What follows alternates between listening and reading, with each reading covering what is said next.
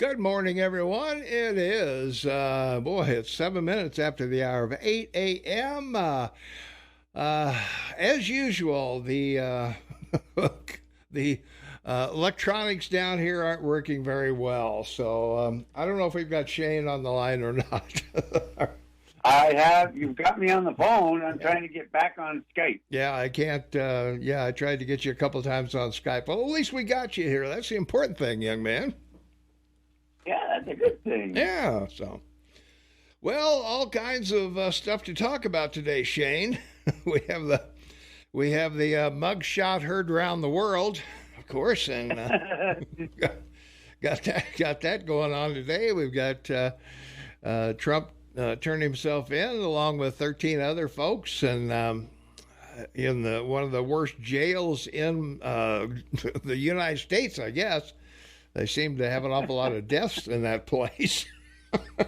Yeah. Good thing Trump got out alive. It's not spring break, that's for sure. That's for sure. It definitely isn't. Well, hell, I got to welcome you. It's Tom and Shane. We're making radio great again. Mental floss for your brain. We're living like it's still a free country. It's the only reason to have Saturday, and we're this close to actual verbal entertainment. So, got that out of the way. We try to be. We make an effort out of it. Yeah. That's right. So what do you think of the mugshot? The liberals, of course, are they are apoplectic with glee that, boy, we finally got a mugshot of this crook, and good things are soon to happen. Well, the remarkable thing is that in a few days since this occurrence, which was on Thursday, of course, in the evening, around 7:30 Eastern time, that he showed up, and he was only there for about half an hour. Mm-hmm. The end result, I mean, liquidity spread around the world like rain and snow, and now they're even doing polls, the Democrats, with minority groups in both Mexican men and African American men look at this as now he's part of the hood. They're going to vote for him. I mean, if he could do this, that's terrific. Yeah, well, particularly in Atlanta, Georgia, the black men down there that's right, exactly. saying, "Hey, I'm okay. This guy's one of us now." Now the black women, not so much. The black women are not. Yeah, try your Skype. I've got my picture and. There we go. All right. Now you can see me, and how cool is this? This is cool, man. We're actually 21st century stuff. Man. Actually on. Well, I knew we were going to have trouble this morning, Shane, because coming into the studio, I hit every green light, every one. I knew when I got here, it was going to be bad. So. You know how when you're riding in a cab, that never happens. You hit every red light. Yeah, I know. Well, and the meter doesn't stop at the red lights either. No, the meter doesn't. That's what I'm saying. The meter doesn't stop on the red lights. That's right. Yeah.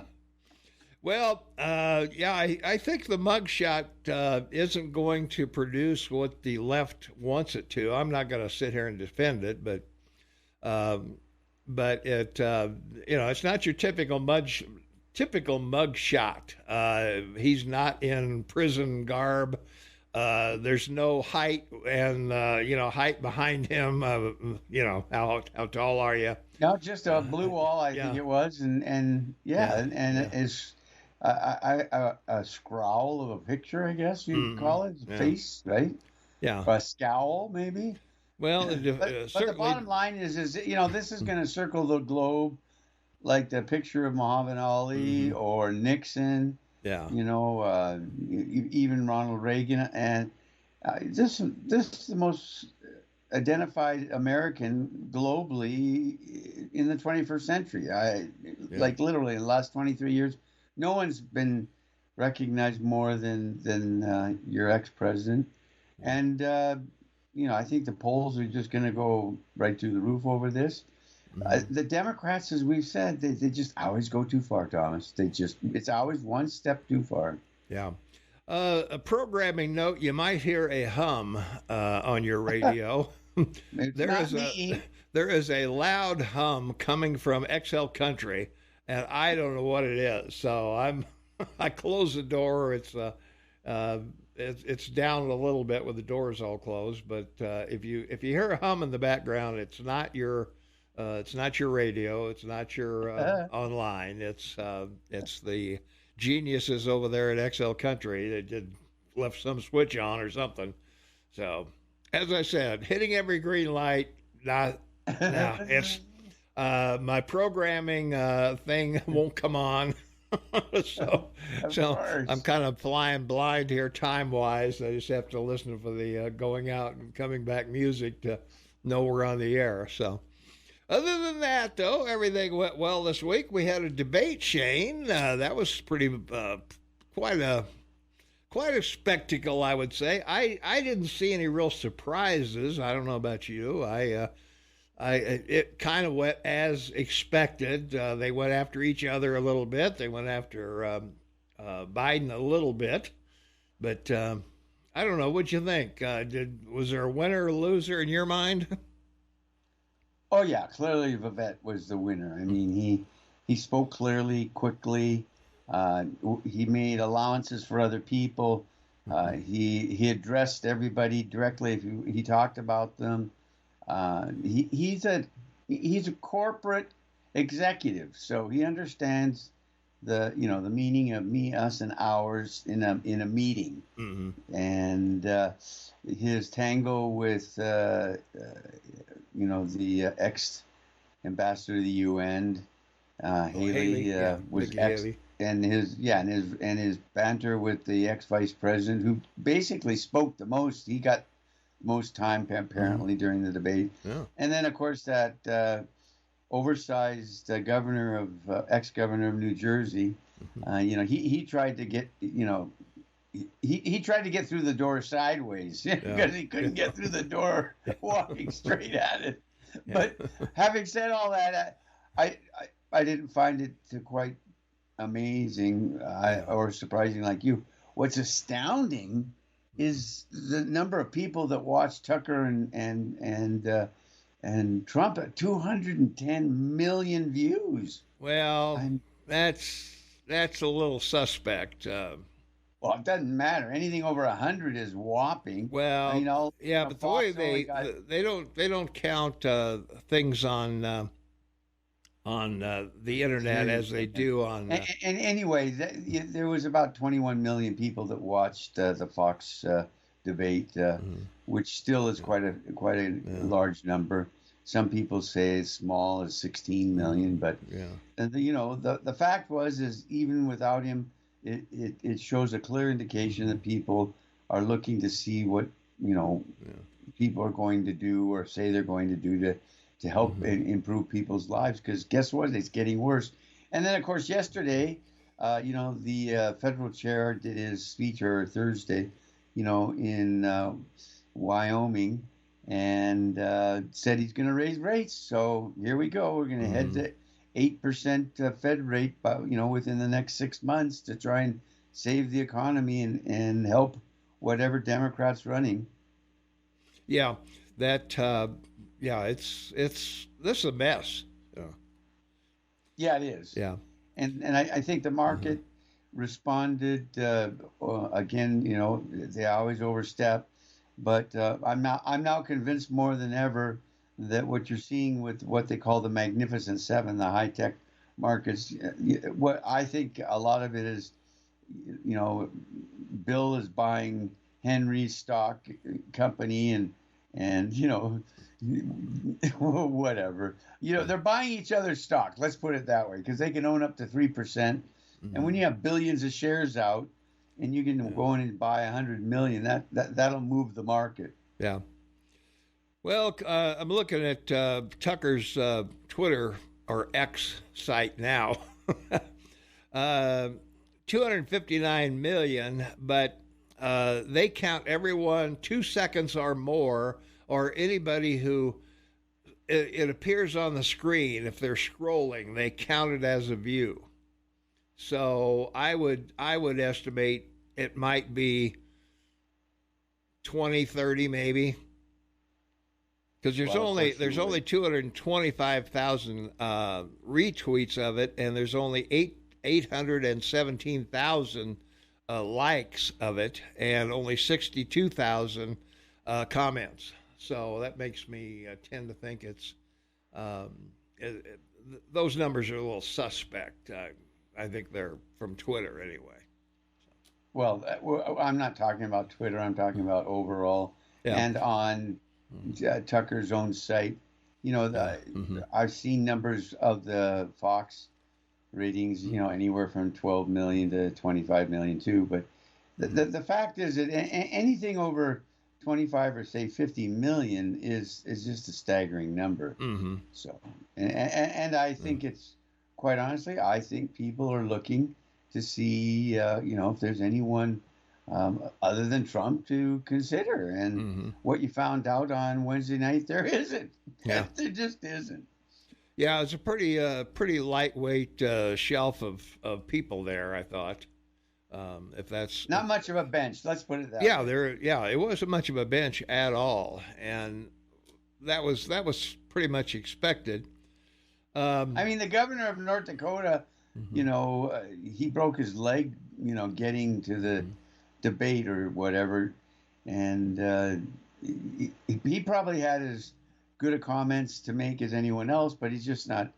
He doesn't make the mix of what Americans in the 21st century with, social media and everything are going to look upon as someone that they'll vote for.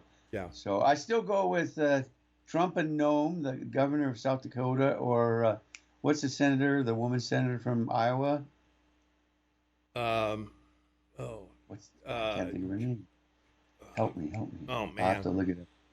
Anyway, I think it'll be a Trump ticket with a gal. I thought for sure it'd be DeSantis, but DeSantis made a mistake and turned his back on Trump. He said, yeah, I'm going to get in this, because I want to show some willingness to have something to say.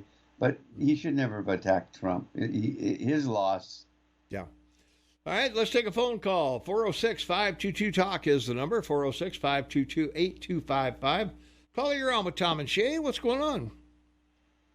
Good morning, Tom and Shane. I'm glad it's commercial-free radio. It's a great one. Thank you for calling, good sir. Yeah. Well, thank you. Shane, my friend and I were on the computer looking up to Canada. You have a real problem up there with these fires, don't you? Oh, it's absolutely staggering. There's over 1,000 fires across Canada, and two-thirds of them, over 600 are here in BC. The last 2 weeks, the last 2 weeks have been horrific here. The smoke from the Kelowna fire, which is 150 miles southeast of us, because of the atmosphere, the fronts that move in, they're clockwise. They spin clockwise. So that smoke swings around to us, even though it's coming west when the front's moving east. And it's been desperate. We've had on a scale of 1 to 10, not 10. I've had to shelter in, turn on my air purifiers and my internal fans to keep the air clear because the smoke is so bad. Yeah, it's not a good situation. Shane, when you say 150 miles southeast of you, would that put it down near Kimberley or close to the Montana border? Yeah, Kelowna. Well, it's about 200 miles above the border, but yeah, it's okay. It's a very big retirement area, and after Expo '86, the family that was running the province built this huge 4-lane highway all the way there because they owned all the real estate in this town. Anyway, it's become the eastern Whistler of BC. Okay. I'd just like to make a quick comment. Well, I'm never quick, am I? A comment about the debate. The news media made Ramaswamy come out as the winner because he got all the attention afterwards, in my opinion. That's right. The thing people have to do is a little research on this man. Remember, he wants to get rid of certain. He said he wanted to get rid of certain agencies, and he can't do that as president. The president just can't say, "Okay, I'm going to get rid of this agency or that agency or whatever." It has to be done, I think, through the Congress. And you can't forget that you have to look back at what he has said in previous statements. He was all about man-made global warming. Now he's flip-flopped on that issue. Mark Levin made that point. I didn't know that. I had to really try to look it up, and I could never find it. And you're absolutely right. Of all the things no one said anything about that was mentioned was when he said climate change is a hoax. And, of course, I stood up and cheered. Yeah. Well, hey, didn't Nikki Haley say climate change is for real? Well, they made their own individual comments about climate change. But when he said it was a hoax, no one really wanted to get into that discussion. Yeah. Yeah. Okay. But the debate to me wasn't a debate at all. It was more or less a bunch of folks being up there in some sort of forum. With talking points. They all use talking points. Yeah. You know what I found interesting was this mugshot. Did you know that this is the first time he was ever photographed? The last time, the last times he's been indicted, they never took a mugshot of him. A photograph of him. Times they didn't. No, they didn't. No. Yeah. But I tell you what, they stuck their foot in it when they did this because now that mugshot has gone viral, and they're going to be making T-shirts. People are going to make tattoos. It really. Yeah. And here's another thing: Trump puts that on Twitter. He hasn't been on Twitter for quite some time, and of course, guess what happens? Here comes the Justice Department after Elon Musk. Yeah. And did you hear? We're going to talk about that. We're going to talk about their hiring. Yeah.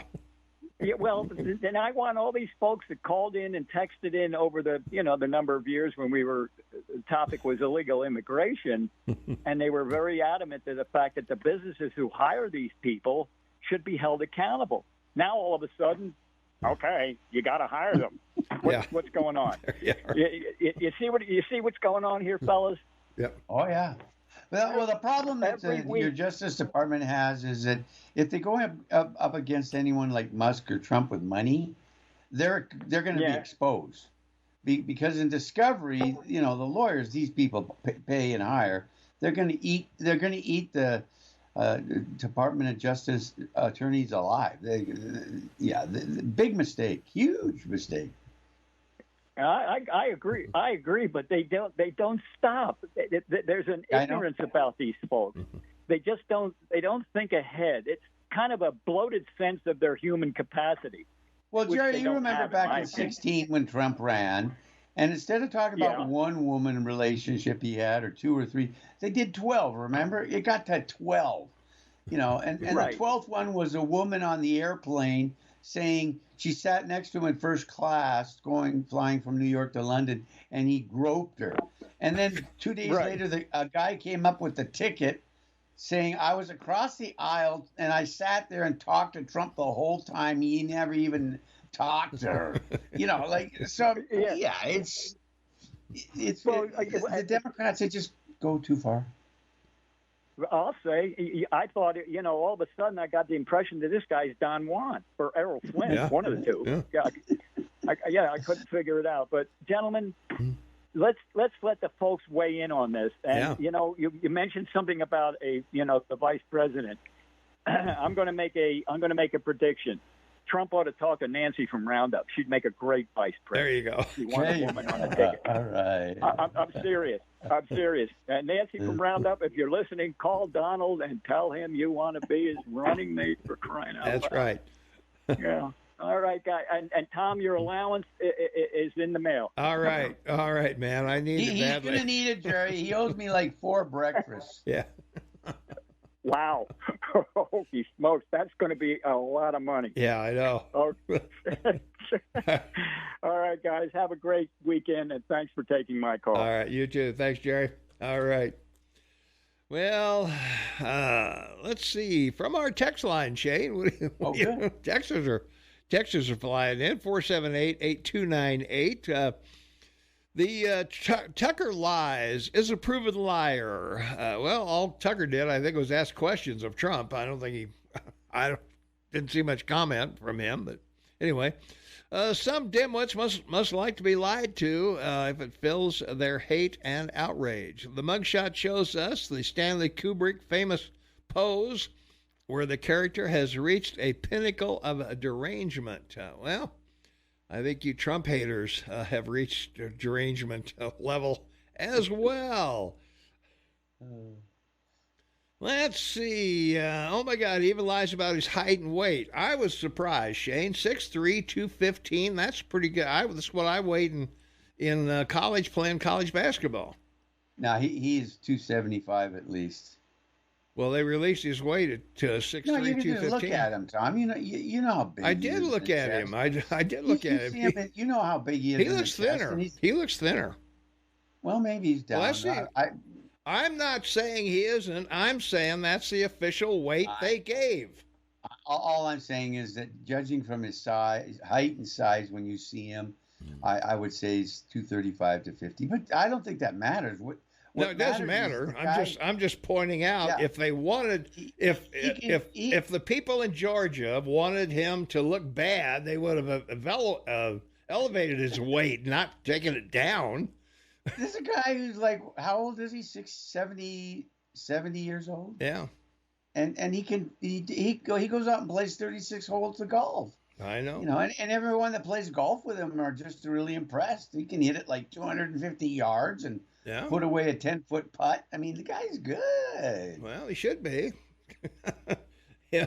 If you own golf courses, you should be good at golf. You should be. Yeah. All right. That's going to wrap it up for this segment. Hey, we still got a lot to talk about this morning here. We still got to go over more about the debate. Elon Musk, his hiring practices are under scrutiny, so we're going to talk about that as well when we return. So, all right, we'll be right back right after these important words. Welcome back, everyone. 27 minutes before the top of the hour. It's Saturday. It's August 26th, 2023. Tom and Shane on the air. And we have a VP nominee on the phone. Okay. Caller, you are on with Tom and Shane. What's up? Hey, Jerry, thank you for that compliment. I wouldn't mind being VP if I thought I was qualified, but I don't think I'm quite qualified for that position. But have you looked at Kamala? Well, yeah, but I'm not like her. Wait, did you watch the debate, Nancy? I mean, there wasn't one person up there qualified.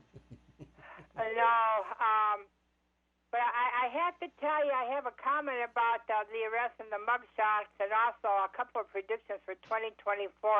I want to say that the Trump arrest and also Rudy Giuliani really got to me. I saw in former President Trump's mugshot, I saw defiance and a determination. Nothing is going to stop that man from running again in 2024. And he's more steadfast now than ever. But Rudy Giuliani, who was New York State's DA and one of the greatest mayors of New York City ever, and he put so many criminals away and cleaned up that city, I saw a broken man. His heart was broken that New Yorkers turned on him, but it was the progressive liberals in that state that did. They have always hated him for his policies and his methods of cleaning up New York City. And it was just so sad about that. And the mugshot that we all need to see is the one of Joe Biden. That's the one that we're all waiting to see. But I'm going to tell you, no, I did not watch the debates because I'm giving President Trump my vote no matter what, even if I have to write his name in on the ballot. But I will say I did do some reviews. Out of all of them, DeSantis probably made the only sense. That Ramaswamy, he made arrogant jerk out of himself. The former, the governor of South Carolina, Nikki Haley, she didn't even talk about her past or her accomplishments. But you're correct. I wasn't impressed with any of them up there. And I have some pretty dire predictions for 2024 because, I listen to Montana news all week, and then after your broadcast on Saturdays, I switch over to 77 and WABC radio, which is right out of New York City, because I like to hear their side, and they don't worry about FCC rules, and they got great DJs at night for music. And right now, what I'm seeing, I'm going to make a prediction that we're going to have a race war in 2024. It may have already started between the homeless population in America, most of these Americans of African ancestry, against the illegal aliens that are receiving a lot of help. I'm seeing this starting to take shape right now, and in New York City, they are battling every day, the homeless against these illegals and all these entitlements that they're getting. And they're putting, the governor of that state is putting these illegals on federal lands now. And right now there's a tremendous protest going on. Curtis Leewell, who is the organizer of the Guardian Angels, and that's a unarmed vigilante group that's been around since the 1960s. So that's one prediction. The other prediction, I'm going to say, we're starting to hear now about the EG.5, which is the Eris. It's a mutant variant of the COVID-19 virus. And we're starting to see mask mandates in the state of Georgia and everything else. I'm going to predict that the progressives are going to try to shut down the country again in 2024 because it's an election year, and this means mail-in ballots. And I know, Tom, you and I kind of disagree on this, but I still think that the election in 2020 was stolen because the mules were hired. They were aligned with the Democrat Party. We know that. And after hours, they took illegal ballots and they stuffed them in ballot boxes to about the amount of 200,000 a K. And this helped Biden win. And, of course, this happened in Arizona, Georgia, Pennsylvania, and it was in, let's see here, Wisconsin and Michigan is where this ballot, these mail-in ballots were illegally put in. So those are my two predictions, and as far as I'm concerned, Trump, he gets my vote no matter what. All right, Nancy, thanks for the call. Appreciate it. And thank you. All right, take care. What do you think, Shane? Excuse me. I think she covered it all. Pretty much, yeah. I wouldn't be surprised to see even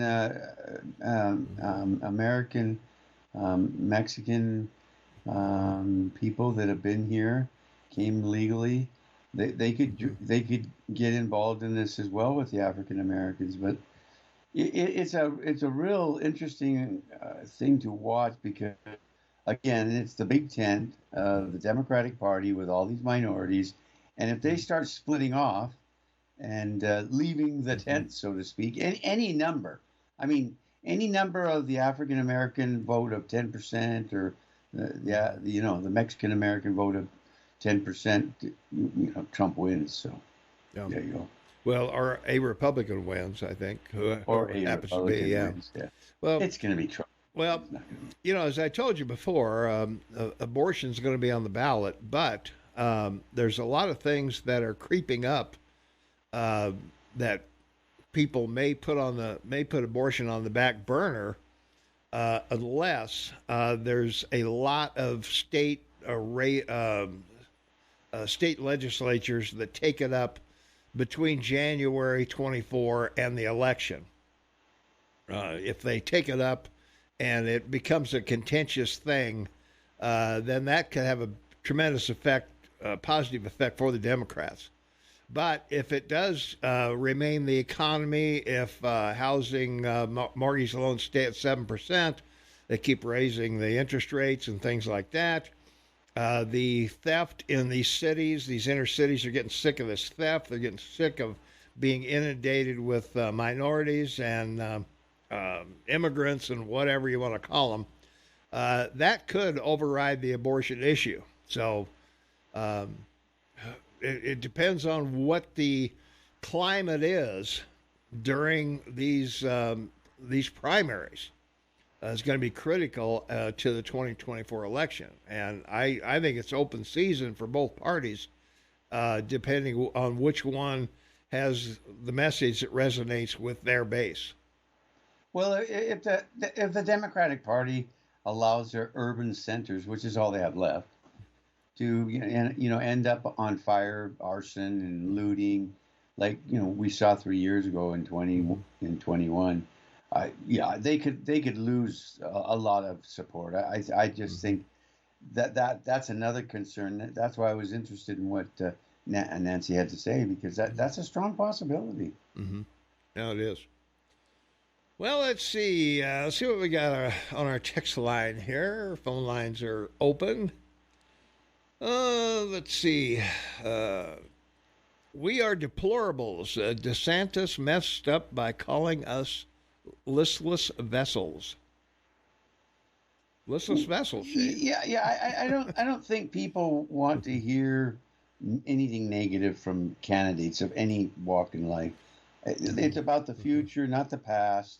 I just hope as the election season moves on that Trump stops talking about the past and just starts, talking about the future, what he's going to do, why he's going to do it, and that's all people want to hear. What are you going to do and why? Yeah. Don't dare attack Trump. That angers the base. Trump is a gift to the Democrats. He can't win. We have 8 good options. Instead, Republicans think a 4-time arrested liar and convicted sex offender can win. Wow. Sad. No, that's a perfect example of why he will, because those people are going to end up with a split party. If the Green Party comes into this, or if that wild senator from West Virginia decides to run, it'll be a split election. Yeah. Manchin. So that's why the next 6 months are going to be so fascinating for us to watch. Well, it will be. Yeah, that's for sure. So, Nikki Haley was amazing. She told the truth. Republicans $8 trillion worth of spending cost inflation.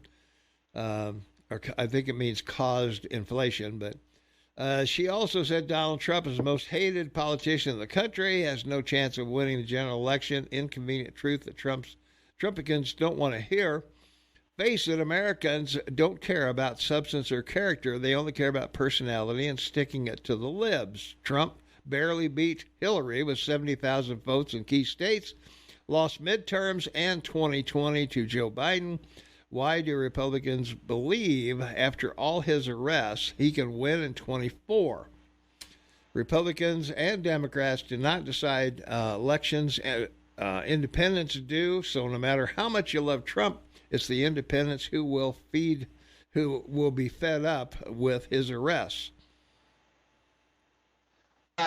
We've talked about this. Look, in 2000, the election was even closer and went to the Supreme Court, who accepted the decision of the Supreme Court of Florida. Bush wins. Romney had Obama against the ropes in 2012 in the first debate, didn't follow up. And he lost that election by less than 500,000 votes. Yep. So right now what you're looking at is, yes, you have an electoral college, and yes, it's the first person across the line gets all the gets all the winnings, gets the electoral votes of that state. So when we've talked about this, I think several years ago when we were looking at this, and the bottom line is that a Democrat, and most do, think that they can basically campaign in 8 states and win the election. That was a big mistake that Hillary made. She didn't do that, and she lost. Yeah. Trump did that, and it was an astounding thing to watch. And the takeaway is they've got to get out for the next year and get every door they knock on to sign up and count, and vote early, and make sure they get those votes that they signed up to the proper place to be counted. Yeah. And he'll have a chance. It's not going to happen by the same day vote. As much as Trump would like to believe that, it's not going to happen that way. It's hard to believe, especially if you haven't read the indictment, but what if Trump is guilty? Well, in Georgia, Shane, he's got 13 unindicted co-conspirators. Any one of those people could turn on him or more to save their own butts. So, Tom, you and I both, I don't know what your position is on this, but looking through all of this, it's just an overreach by Democrats to keep him out of the election. And none of these things with regards to Trump are going to get through to the election. One of these 19 or a couple of them will have their trials.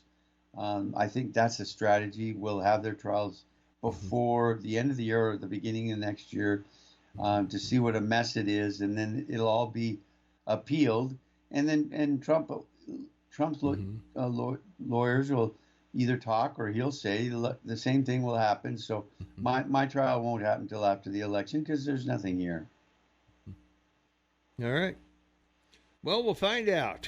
Yes, we will. We'll be here to tell everyone. It'll either be on January 2nd or sometime right before Super Tuesday or whenever else they want to have these stupid thing. Oh, geez. I don't know. Yeah, the obviously the fear of Trump is rampant. I've never seen fear of a politician like fear of this guy. I mean, if all these things are true, the guy's got 4 indictments. He's, a congenital liar, a crook, You've been through it, Tom. Whatever you want to. Tom, you went through this for 4 years when he was president. Give me a break. I know. That's what I'm saying. They impeached him twice and couldn't prove it. Yeah. Look, the Democrats have had great success in controlling the Senate, but when it gets to the bottom line, they take the high road. They don't take the low road. Yeah. And a lot of these senators that would vote in or have something to say about this in the next year are up for re-election. Mm-hmm. So they're not going to go up against Trump. They know it's not going to work for them. Yeah. Well, McCarthy's talking about impeachment inquiry coming up in September when they come back from one of their many recesses, since they only work 109 days a year.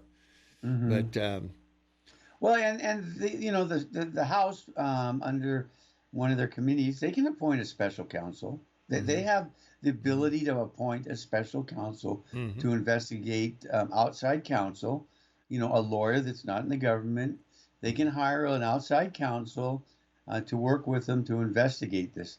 That is what I think McCarthy is going to do when they start this investigation. Yeah. The Foxes regarding the hen house. Biden administration in lockstep with his Attorney General Garland, thank God he's not on the Supreme Court, are corrupt and treasonous, attempting to lock up President Trump. Inflation is much higher than is reported. Interest rates are putting automobile and home purchases out of reach. The scourge of face diaper wearing is being implemented again, and most people don't realize that the country is on a long black train, and it's racing to the cliff of no return under this feckless socialist agenda. Well, that was quite a little dry tribe, wasn't it? Well, that's where we are. Oh, let's see. Oh, my God. Shane thinks Trump weighs 215. No, he doesn't. He said he weighed at least 235 or 250. Yeah. He never. I said he weighed 215. That's what was reported at the jail. They weighed him. They took his height. They said he's 6'3" and 215. So I don't care. Whatever. Isn't that like a jury decision? Yeah, right. I guess he's 215 by playing golf. No, Shane, he self-reported his height and weight. As usual, he lied. His ego can't accept he's a far out-of-shape slob who eats Big Macs. Okay, so. Whoa. Wow. I guess that puts Christie out of the running for president then. I guess so, yeah. Jeez. Trump filled out his weight beforehand, and like everything, he lied. How pathetic his ego is, so fragile. Well, as you just said, the sheriff said they, when you're arrested, they take your height. Yeah, and your weight, and they take your weight, and if you can't pay the bond, then they know what size of prison suit to give you. That's why they do it, Well, they also make sure that if you escape, they have an accurate description of your height and weight and what you are. So right, and this guy's gonna escape, right? Like to where? I don't think so. Yeah. Mugshot shows derangement, hair dye. Ruby is broken. He's fallen so far from grace. Sad. Nikki Haley was most impressive. She outed the danger of isolationists and why we need to support Ukraine. Love her. She would be a landslide against Sleepy Joe. Oh, my God. The other comment I wanted to make about the sheriff's department regarding his weight and height was when they put down his hair color, apparently they put down strawberry as his hair color. Okay. I just, they're trying to do everything they can to shed this guy. Shed him, shred him, knock him. During the Tucker interview, I was quite amazed that Tucker asked him 3 times, do you think they'll kill you? Yeah. Because he came up with that guy, that died in prison. Yeah. And then he led from that to the question, well, then they have the only thing left for them to do is to kill you. Yeah. And it was an interesting response that Trump had to it. I mean, both in his body language and, it doesn't even bother him. But I'm quite certain that, he's I think that the degree of technicality that that the clothing these people wear, certainly the big coats they wear, are bulletproof now. So it would it would have to be a shot from the shoulder up to work. You know what I'm saying? Yeah. Vivek never said climate change was BS or a myth. He said the agenda surrounding it is BS. No, he didn't. He said climate change said it was a hoax. Period. Yeah. Which we agree. Yeah, it is. Yeah. Bozeman is creating low-income housing, 1 bedroom for $1,400. Woo! Now I can afford to live. Now I can afford a place to live. Not. Yeah, it's pretty remarkable. I saw a story on a New York channel because I can pick them up on my TV like Nancy does on the radio, and they were showing these container houses. They're like 800 square feet or something, but that's about the size that I live in, 750. Yeah. And there's plenty of room in here for 2 or 3 people. I mean, as a family, so. That's what they're going. We talked about that 10 years ago. Remember? Yeah, there you go. To solve the problem in Bodie, man. Yeah. Let's take a phone call. 406-522-TALK is the number. Caller, you're on with Tom and Shane. What's going on? Last Saturday, I called you guys, and Tom and I asked you about the book. If you had any familiarity with Sun Tzu's The Art of War. Yeah, The Art of War, yeah. And yes. Yeah. You said, yes, you did, and that all of the officer corps in the U.S. military... I said that. ...had that book as required reading. Yes. And so my thought is, if indeed that is the case, that it was required reading, and if indeed all of our officer corps have studied that book, and if at least 10% to 50% of them remember their reading or some aspect of the finer details that are discussed in this book, why in the hell haven't we had some of our officer corps bring that book up and the facts that are brought forward in it in relation to this modern communist Democrat bunch that are in control of this country? And And secondly, why aren't they making moves to put a stop to this? Because they know dadgum good and well every one of these communist SOBs have taken the oath to support and defend the Constitution, which means, since they're not, that means they're committing treason. And why in the hell aren't these officers making moves to revitalize the militia system, or some way of getting the second full paragraph of the Declaration of Independence brought into force, that being on the subject of people having to put up with bad government longer than what they should, but they have a duty and they have a right under the natural laws of the universe that we are to put a stop or change to the problematic aspect or area or feature or policies of our government, a government, I should say. All right. And I'd like to hear yours or anybody else's comments on the subject. All right. We'll do it when we come back. We're going to the news at the top of the hour right now, but we'll talk about it when we come back. So, hey, thanks kindly. All right. Thanks for the call. All right. All right. Well, 1 hour in the can, Shane. There we go. Good deal. All right. We got plenty more to talk about, so we'll be back with more. All kinds of great stuff going on. So we'll let you know what's happened. Hey, it's Women's Equality Day. It's National Webmistress Day, and it's National Dog Day, one of my favorite days. So there you go. We'll be right back. 7 minutes after the hour of 9 a.m. It's Saturday. It's August 26, 2023. Tom Eagleoff, your morning mayor in the house. Shane Taubman, half man, half amazing in Kamloops, Canada. Happy to have you and us along together this morning. Hey, if you want to be a part of the big show, it's really easy. Pick up the phone, 406-522-TALK, 406-522-TALK. And if you don't feel comfortable talking on the air, we have an option for you. You can text the show at 406-478-8298. And several people take that option, Shane. They do indeed.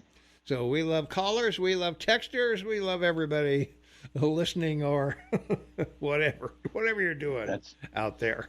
That's always been your standard, Eagle Man. That's it, man. Well, the House Judiciary Committee is launching an investigation into Fulton County District Attorney Fani Willis over her conduct related to her indictment of President Trump. They sent a letter to her, and they want to know if she coordinated with the Department of Justice when charging Trump, and several instances.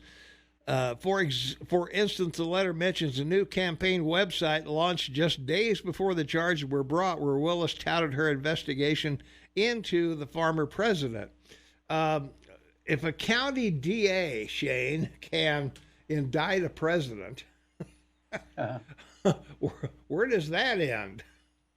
It doesn't. That's the whole issue, and it's all a matter of cost. They do it for the fact that they know that whoever they indict will have to spend hundreds of thousands of dollars in legal fees, and that's what they do. It's the whole purpose.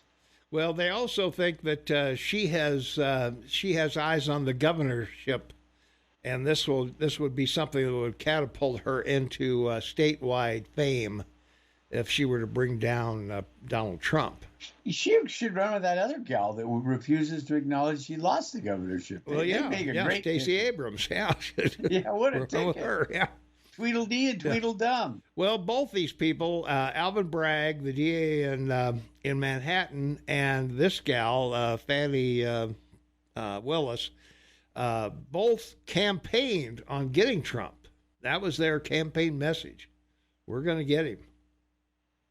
Which should disqualify him immediately. Well, you think so. But anyway, who knows? Let's see if we've got a phone caller on the line. Caller, you're on with Tom and Shane. What's going on?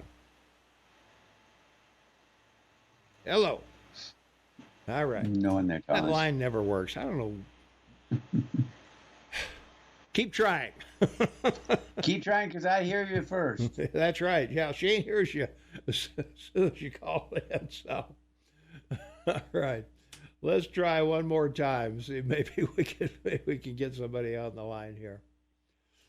Call, you're on with Tom and Shane. What's up? I hear them. I'm here. All right. What's going on? All right. So back to the debate with Vivek. I don't know if I misheard it, but I've listened to a lot of talk shows this week examining it because of the grief Vivek got for supposedly saying that it was a hoax. If you listen, what I heard, I'll go home tonight and watch the recording. I watched it on record when I got home that night after work anyway. But he said the agenda is a hoax.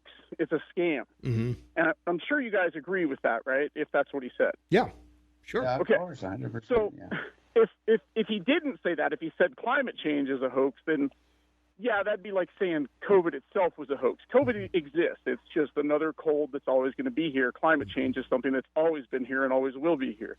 Like, I could get into the nitty-gritty with it on like the ice fields and the remaining glaciers that we have, like in the lower 48 and even up there in Canada around where you live, Shane. Yep. Those aren't ice fields from 15,000 years ago. Those are leftover glaciers in Glacier National Park from back in a little mini ice age that peaked in the late 1800s, mid-1800s. So that ice that's disappearing up in Glacier National Park, I mean, if you go back to the 1500s and the 1400s, there was no glaciers in Glacier National Park. We had a mini cooling cycle where those glaciers again formed. It only takes 30 years for a glacier to start forming of snowpack not melting when there is no glacier. It's all just stuff that exists. But the thing about Vivek, it reminds me so much of Trump in the debates. They all attacked him. Now, he did come across as kind of brash, but so did Trump, and Trump got elected. Everything he said about those other candidates, saying that they were bought and paid for, none of them could say that they weren't. None of them. They cannot say that they aren't bought and paid for, that they don't have interests that are backing them. When he made the comment about all of them having lines to recite that they were waiting to use, like Chris Christie's line about "I've had enough" from Chat GPT boy, Yeah. and the lady from South Carolina who's just another deep stater as far as I'm concerned.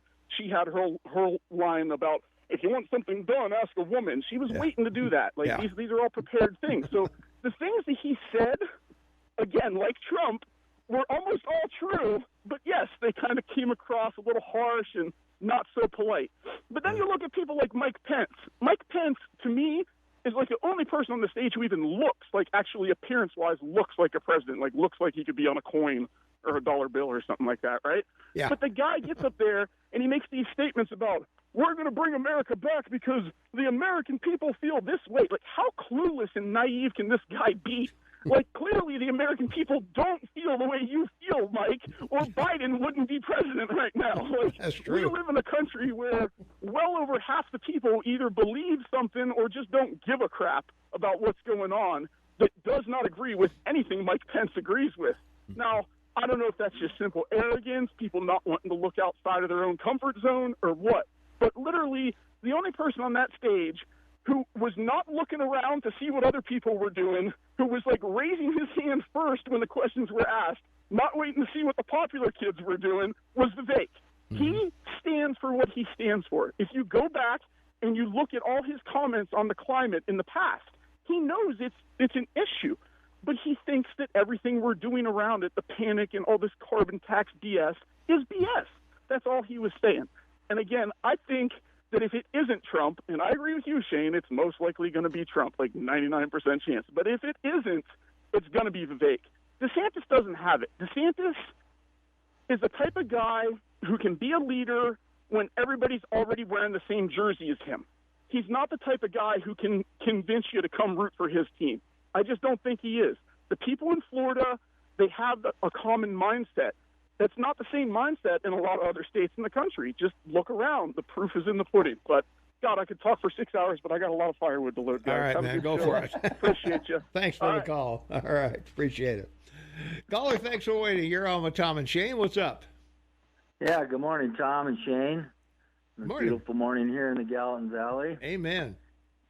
So I don't really care about President Trump's weight or height, and if given the opportunity, I'll probably get me a T-shirt with his mugshot on it. It says Trump 2024. Yeah. So now you know where my We're not political guilty. leanings are. But before you continue, tell us your age. Just tell us your age. Yeah, my age? Yeah. That's top secret. Yeah. Yeah, but anyway, just all these indictments and everything against President Trump, this is nothing more than an extension of what started the day he put his hand on the Bible and became president of the United States 6.5 years ago, almost 7 years now. You know, the ink wasn't even dry, and they were Nancy Pelosi and Chuck Schumer and Maxine Waters and, you know, all the crazed people like Rachel Maddow on MSNBC or CNN or wherever she's at. They were all screaming and pulling their hair out. And, you know, the agenda began to get rid of Trump. And through all of his presidency, his 4 years, they were after him for one thing or another. They impeached him twice over ridiculous things.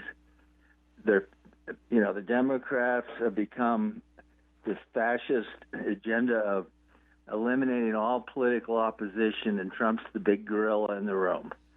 And all these charges you have to know that they have the blessings of Joe Biden, his Attorney General, the Justice Department.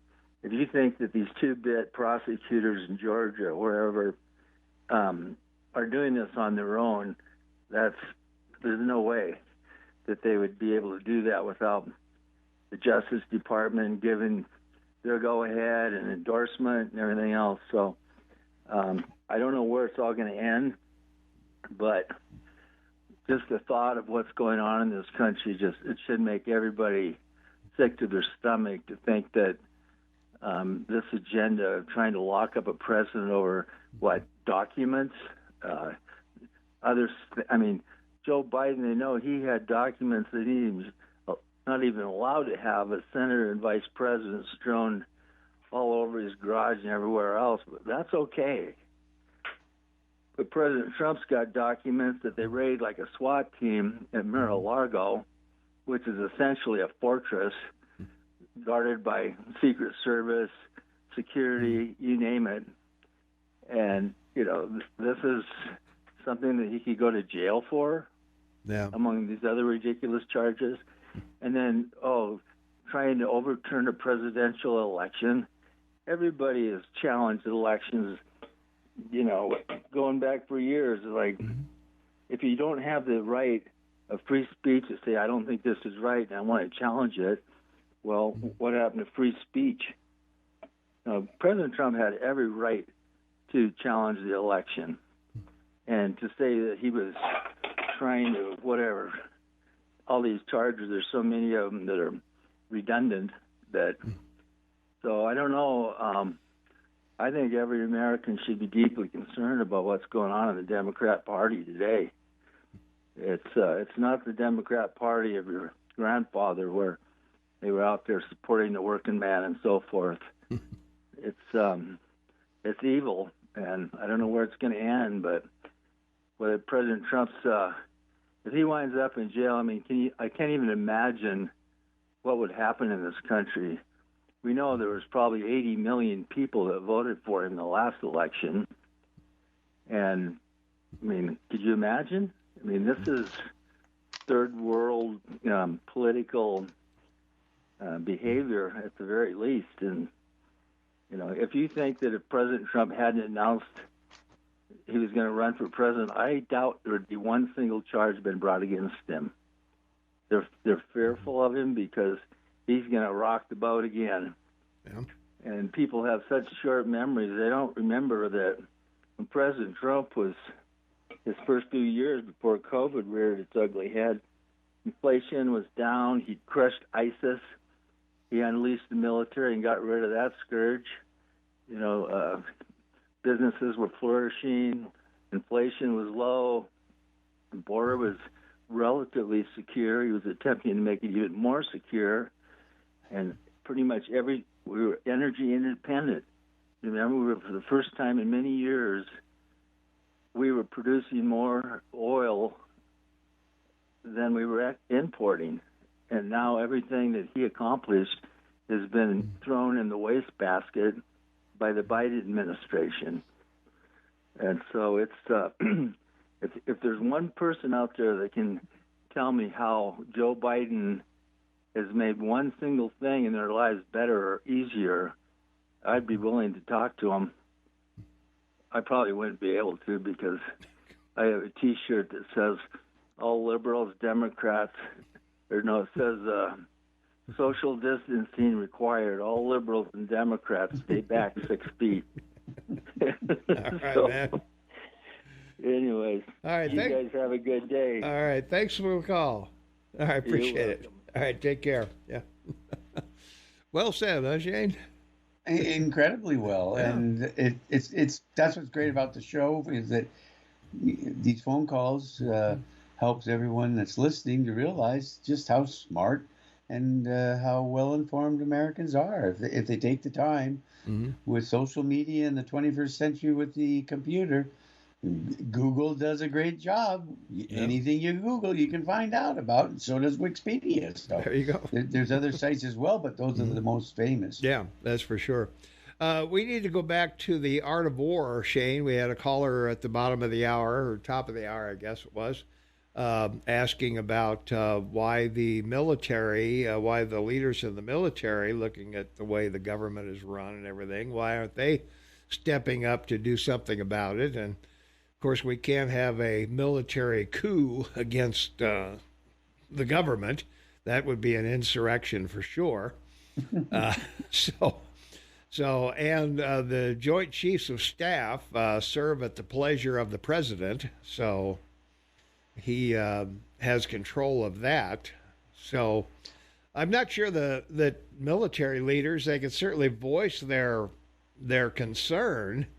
But the President of the United States is the commander-in-chief of the military.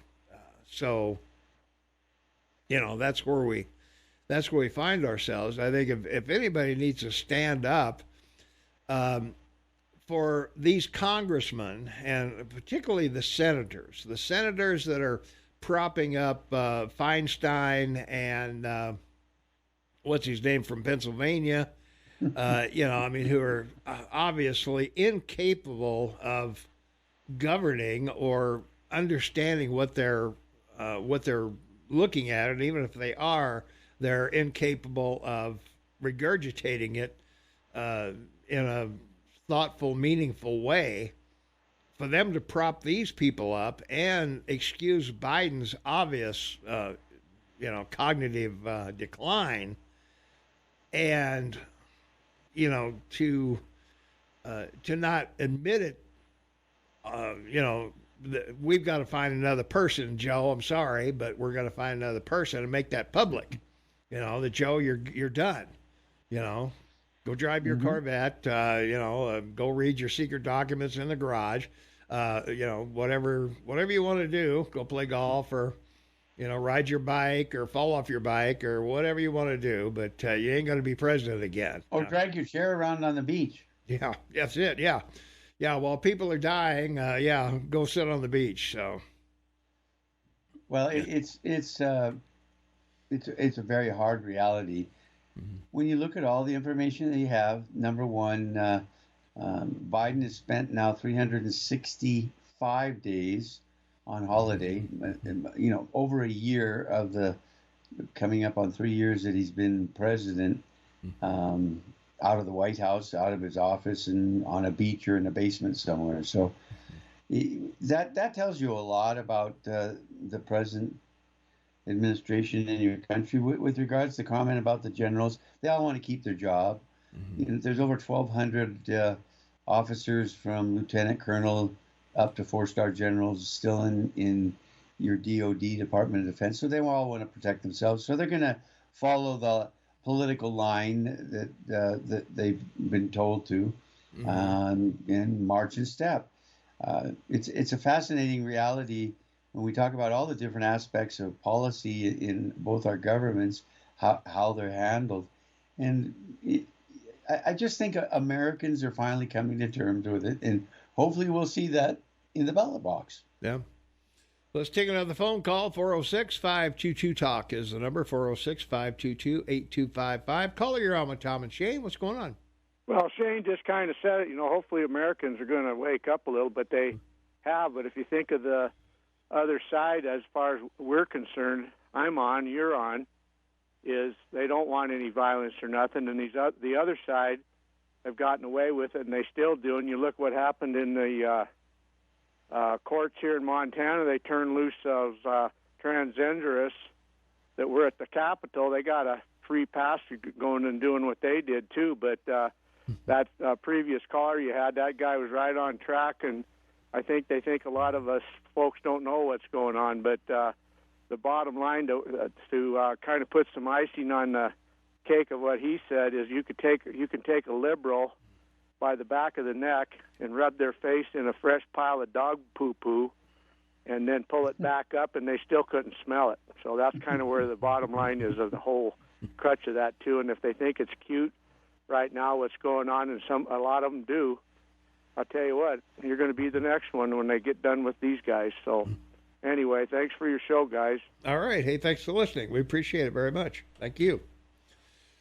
Well, one of the things that came up in the debate, Shane, military action in Mexico. We're going to send the military in to battle the cartels. Don't need to. You don't need to. Your security services from, the CIA to the FBI to, drug enforcement, they all know where they are. They all know where they live. And we all are well aware of Trump's attitude towards Afghanistan, and he called the leader, as you remember, second year into his term, and he talked to him on the phone, and he said, if one more American is killed by any Afghan, we know where you are. Yeah. And the guy said, well, what do you mean? He said, look out your window. And the drone dropped a bomb about, 20 miles from the guy's house. He said, we know where you are. And I'm not particularly concerned about, other damage that's done, as they say in the military. And guess what? They didn't, because that'll be and should be the same attitude. There's no reason to deal with this any other way than you did with the Mexican-American War in the 1800s. We talked about it. I've talked about it. Most people in America don't know that 55% of Mexico was captured by the Americans at the end of that war in the 1850. 55% of Mexico you grab, plus Texas. Mm-hmm. That's on top of Texas. That doesn't even include Texas. Yeah. So, the United States has always had a military presence on the Mexican border up until World War I, and drones will do it. Trump will either do it directly or someone working for him he trusts. They'll call these people and say, look, stop it. It's over. If you continue, we come after you. We come after your families, and you just drone them. Mm-hmm. And if the Mexican government doesn't do it, then he'll just tell them, well, you're not doing it, we will. Mm-hmm. When you decide to get the job done, we'll stop. And that's it. That's just what you do. Okay. Well, I may differ. We'll talk about it when we come back. Oh, okay. All right. 29 minutes after the hour, it's Saturday. It's August 26, 2023. It's National Dog Day. So if you got a dog, give him a treat, give him a good pet, take him for a walk, give him a little playtime, and enjoy your dog. We'll be right back right after this. 27 minutes before the top of the hour. It's Saturday. It's August 26, 2023. Glad to have you along with us. Thanks for joining us this morning. Well, rising GOP support for the U.S. taking unilateral military action in Mexico against drug cartels is increasingly rattling people on both sides of the border who worry talk of an attack is being normalized. And Florida Governor Ron DeSantis made the strongest pledge on the stage with his response to Fox News' Martha McCallum's question as to whether he would support sending U.S. Special Forces into Mexico to take out fentanyl labs and to take out drug cartel operations. And DeSantis said, yes, and I will do it on day one. So Yeah, their military action certainly is becoming more and more popular, but uh, I think we have leverage, Shane, that we're not using. For one thing, we're the Mexico's the largest trading partner we have. We get all sorts of things from them. Not that Canada isn't, but Mexico's our largest trading partner. And I think cutting them off entirely and insisting that they protect their northern border from these people, or you're not getting money. We're not buying any of your oil. We're not buying anything from you. We're gonna completely blockade Mexico. I think would be a start as to doing that. And if they don't, secure the border on their side and stop this exodus, this mass human trafficking that's going on.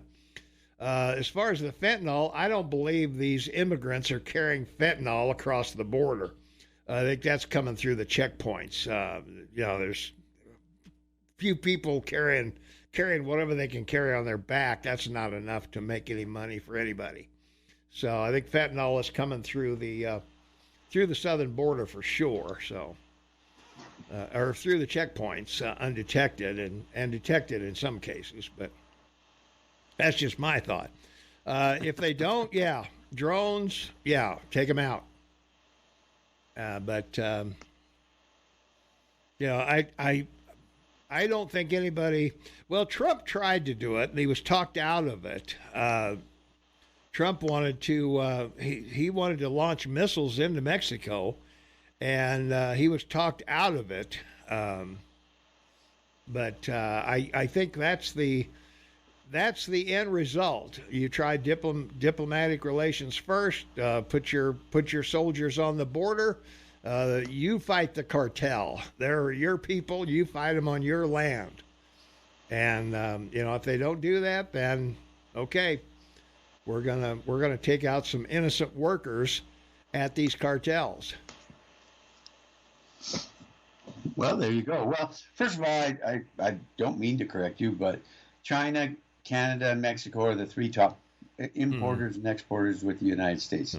But just having said that, it's a rationale because of the treaty that Trump renegotiated with Canada and Mexico, and it's also because of what he negotiated with China, particularly the tariffs. Here's the situation.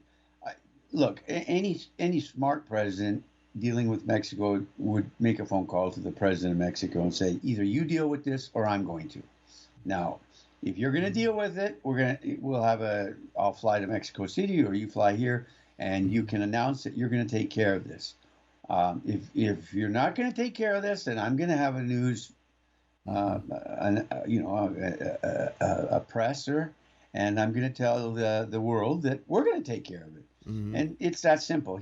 Trump showed it can be done. He did it with everybody. He did it with all the countries in the Central America sending people to the U.S. We talked about it. He did the same treaty with them that he did with Canada. The second country treaty. A person can't come through your country to get to the U.S. So, and he told all the leaders of all those Central American countries, if you don't stop this, we cut all your funds, and they stopped it. With regards to Europe, we all know what he did. He came out and told everybody up front, if you're not going to pay your share, I'm not going to support NATO, and they did. So North Korea, no one wants to admit it, and no one on that stage admitted it during the debate that. China isn't a threat to you militarily, and the only reason that North Korea has nuclear weapons is because they're testing them for China to get around the test ban treaty. And, this idea that China has a bigger navy than you, it's a joke. We're talking about PT boats, motorboats, with a crew of 15 or 20. Yes, they'll have a lot modernized missiles, and that's a danger. But, you are undefined by anyone in military power. You have 12 nuclear aircraft carrier fleets. There's 12 of them, 35 service boats with them and protection, including nuclear submarines. You're building 2 more. China has a vertical lift takeoff carrier. So I mean, there's no comparison to you. They do it because they want more money. The DOD says it because they want more money. But you're settled fine. You're right in the middle of everything because you consume 25% of everything produced in the world. That's it. That's capitalism. That's what makes the world go round. Absolutely. From our text line, 406-478-8298. Anybody with a brain knows that the Democrats will be running everything in 2024. They're already setting up the election infection, and people are too dumb to see it. Well, the only dumb people would be the Republican Party at not getting out. And between now and the election, they got over a year. You know, we're only in August, so they've got 15 months.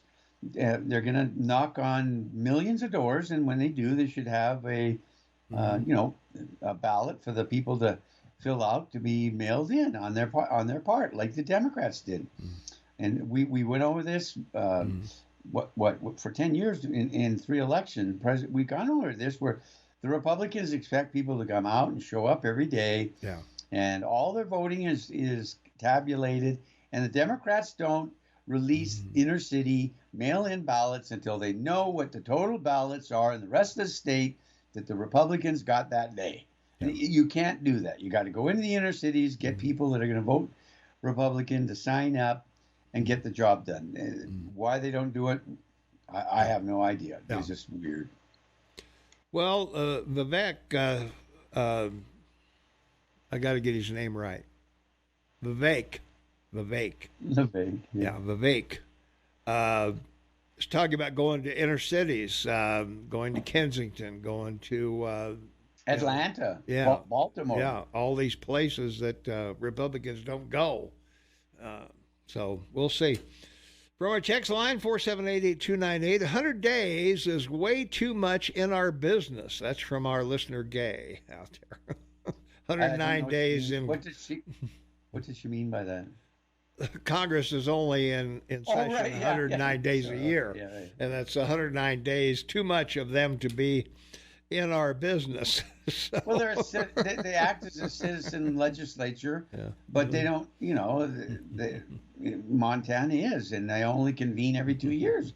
Otherwise, they go back home and do their job, their day job. And that's what the Founding Fathers wanted because of the distance to travel, 225 years ago. It was, it took days to get to Washington from New York or New Hampshire or South Carolina or Georgia. Yeah, it's caller reminded me it's Vivek, like cake. Vivek or Vivek. Vic. I don't know. We'll just call him Vivian or something. I don't know. and I know that I've said this before, but I just want to say it one more time, just so if you go on to the U.S. Energy Information Administration, it's a website. It's a government website. It's so bobulated, I'm not going to tell you, but it's there. EIA, look up EIA, and it'll tell you that the solar contribution from solar cells to your grid is 3.4%. Hydro is 6.2%. Wind is 10.2%. So biomass has more contribution to, which is burning wood, landfill gas, municipal solid waste, and other biomass. That produces more electricity to your grid than solar panels. Now, the world spent on their way to $5 trillion globally in 30 years to put up all these arrays for solar. They're telling the millennials that this is going to save the planet. It's not. It's a lie. You've spent over $2.5 trillion in your country alone, and as I've said before, it's like you and me. Remember, Thomas? We had to feed the world, and then when the 45 to 65 boomers, there were 3 billion people. Now there's 8. So, thinking you're going to create enough solar panels to solve the power or electrical situation it's a hoax. It's just an absolute hoax.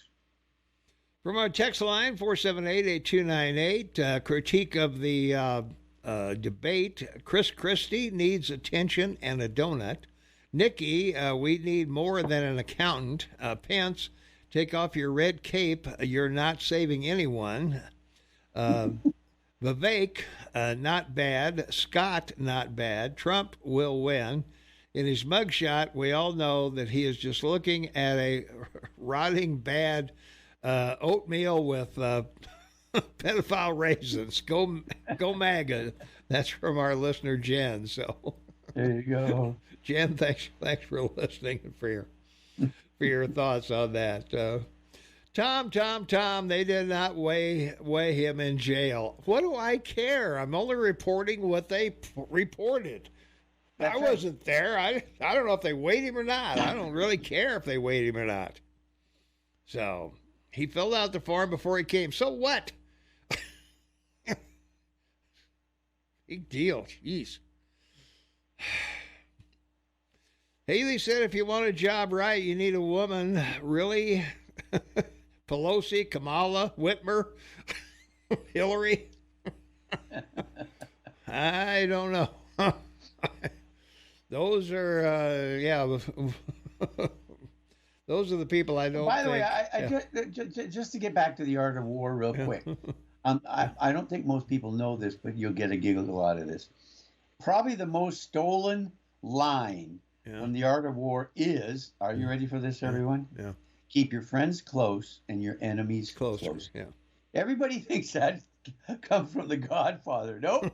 That was in the Art of War. So there you go. That's an expression. I use that because it gives you the context of the parables he uses in the book. You have to figure out and mentally think of when you see it. So it's a great book to read, but you have to sit back and think about literally, what he's saying when he tells you how to deal with an enemy in the field or in politics or in any fashion. It's not a simply understood book. Yeah, you got to read between the lines. Yeah, that's right. Or over them. Okay, please go to 4 hours on Saturday, 8 to 12.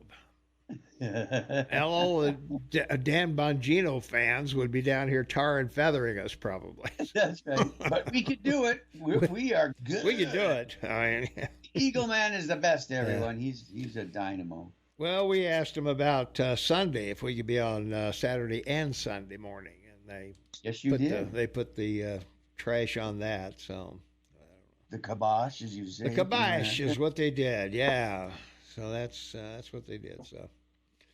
Let's see. My evidence: the 2020 election was rigged. Is at that time Trump was blocked from Twitter. He had 80 million followers, and Biden had 30 million. All right.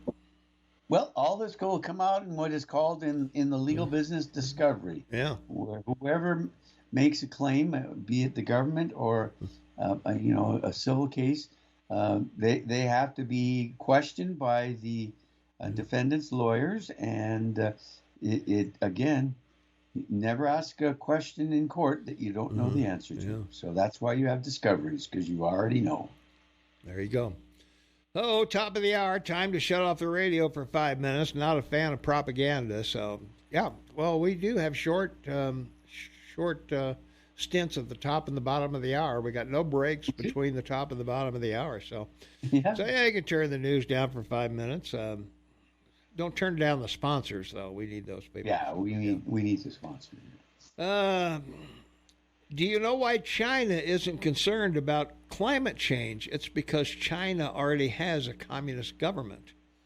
Supposedly, the voting infrastructure is not connected to the internet. Question, then why is the Department of Homeland Security spending $27 million a year to the Center for Internet Security to secure the voting infrastructure? Well, they're not connected to the internet as far as I know. No. Not here anyway, but no, they're not. What do I know? So yeah. And by the way, this is not good news. The Chinese economy is slowly falling off the cliff. I think they sort of would be, the comparison is holding onto a rope, but they can't climb up. Their entire real estate, both residential and commercial industries, collapsed. 4 of the top 10 real estate companies in China now have gone down the tube. Evergreen is even bankrupt in U.S. I think they were the one buying U.S. properties, by the way, for the government. And so their GDP is down significantly. China in 30 years has gone from having 19% of the global exports to less than 9%. So that's a serious drop. That combined with the fact that they didn't create a consumer middle class. They thought they could and support it like we did in the 50s and 60s. Our generation created this monster called America. And we're proud of it because we went out and consumed. Nobody in China is consuming, and if they are, it's foreign goods. Yeah. It's not Chinese. Yeah, it's Taylor Swift CDs and Levi's is what they're buying. That's right, baby. Even if they're ripped.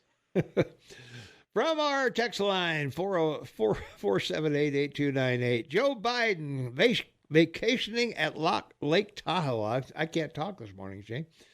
In an $18 million home, addressed the news media and was roundly booed by people attending. His facial look of complete being befuddled and confused was priceless. What a pathetic joke Joe Biden is. Yep. Well, couldn't the disagree. sad one is, and you have it on the list of him falling asleep during the Maui memorial service. He spent less time in Maui than it took him to get there. And, and it took him, a week before he said anything about the devastation. So, you know where he and his White House is at with regards to this. The one thing that DeSantis said, which was brilliant and true, is, look, you have to be on the ground. You have to be involved. I've dealt with hurricanes and disasters in Florida, and I know what's involved. And you can't do it from a beach or a home in Tahoe, or even the White House. It's a hands-on thing, and it was huge. The one thing I regret for DeSantis on the debate is he didn't use his line that really made him famous, and that was, woke came to Florida to die. Yeah. And he should have made a similar comment across America. As president, woke is going to die, as it did in Florida, something like that. I would have advised him something like that. Yeah.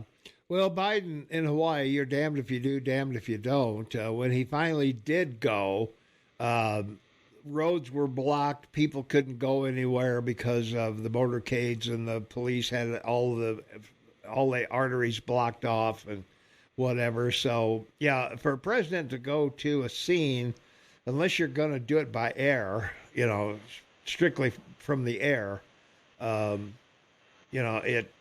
he was talking about, I don't want to go yet because I don't want to be in the way. Well, he was still in the way. Like that. Yeah, he did. Yeah, that was what he said. He said, I'll go in a week or so. We're leaving Monday, but I don't want to be in the way of any, and he knows everything's going to be blocked off. He knows that. So knowing that makes it even worse that he didn't, walk out into the press corps at the White House and say we're having a press conference just about what's happening in Maui. Yeah. Because our hearts are with these people. A president has the power to do that. It's the Billy pulpit, right? And he has no concept of it, or the people in the White House apparently. Well, I guess the problem they have. Well, they do. See how bad. They do have it in the White House, Shane. They're just not going to send him out to talk to the media. Yeah. I mean, come on.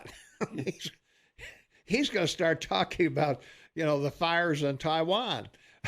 or in his house 50 years ago. Yeah, that was dumb. Let's see. Do people not understand why the Fed raised interest rates? Because the economy is too hot and they need to cool it off for inflation. Well, that's 50-year-old thinking. Inflation is not a marker for a roaring economy. It's it's a negative, number one. Number two, consumption is down. And number three, personal debt is up to pay for it because of inflation. Mm-hmm. And I said a year ago that the Federal Reserve will raise the rate to around 8%. And, you're over 5, almost got to 6. And then, 2 days ago, your Federal Reserve chairman says it's going higher. So here we go. We're going to go to 8% on the Fed rate. Inflation will still be double digits. And mortgage rates will go double digits too before the election. And that's not a good thing, Tom. It's just not a good thing. You guys are afraid of 4 more years of Biden, so am I, but also 4 more years of Trump, who has promised to weaponize the Justice Department and use his time to go after his perceived enemies. Lord help us if he gets in office again. Well, he'll just replace everybody. He's not going to keep Merrick Garland or Christopher Wray, so I don't know. No. That's weaponization or anything, but. Yeah, it's a fact that you need to put somebody else in charge of those two organizations because their credibility is in the toilet. Well, of course it is in front of everyone. I mean, it's one of these situations where he has openly admitted he trusted people in his first term, and he listened to their advice, and they misled him, and some of them lied to him. Mm-hmm. When you had people that you hire as attorney general and you say to them, look, I want this place cleaned. And when Ray came in and he interviewed him for the job to replace Comey, he said, I want the FBI cleaned up and I want all these people gone. Mm-hmm. They all said, oh, yes, Mr. President, and then lied to him. And that's not going to happen in a second term. So you do, it's, as I have said, what's the expression that it's better the devil you know than one you don't? Well, now you know the devil, Biden, and you know the devil that can replace him, Trump. So that's the trick. Which devil do you want? Yeah. Will you Trumpicans accept jury verdicts because you don't accept election results? We haven't disputed the election results. Neither one of us have. No.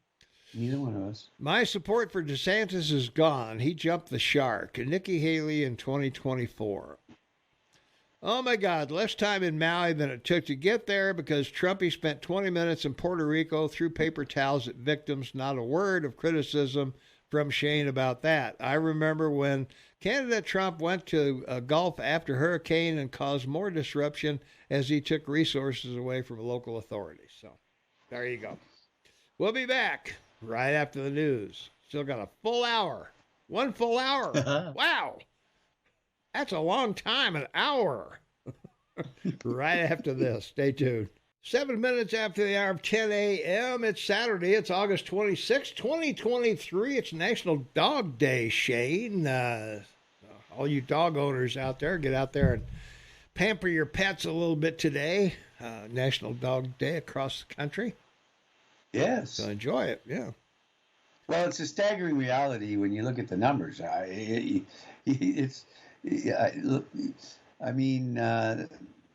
Per capita, it's 207 billion around the globe.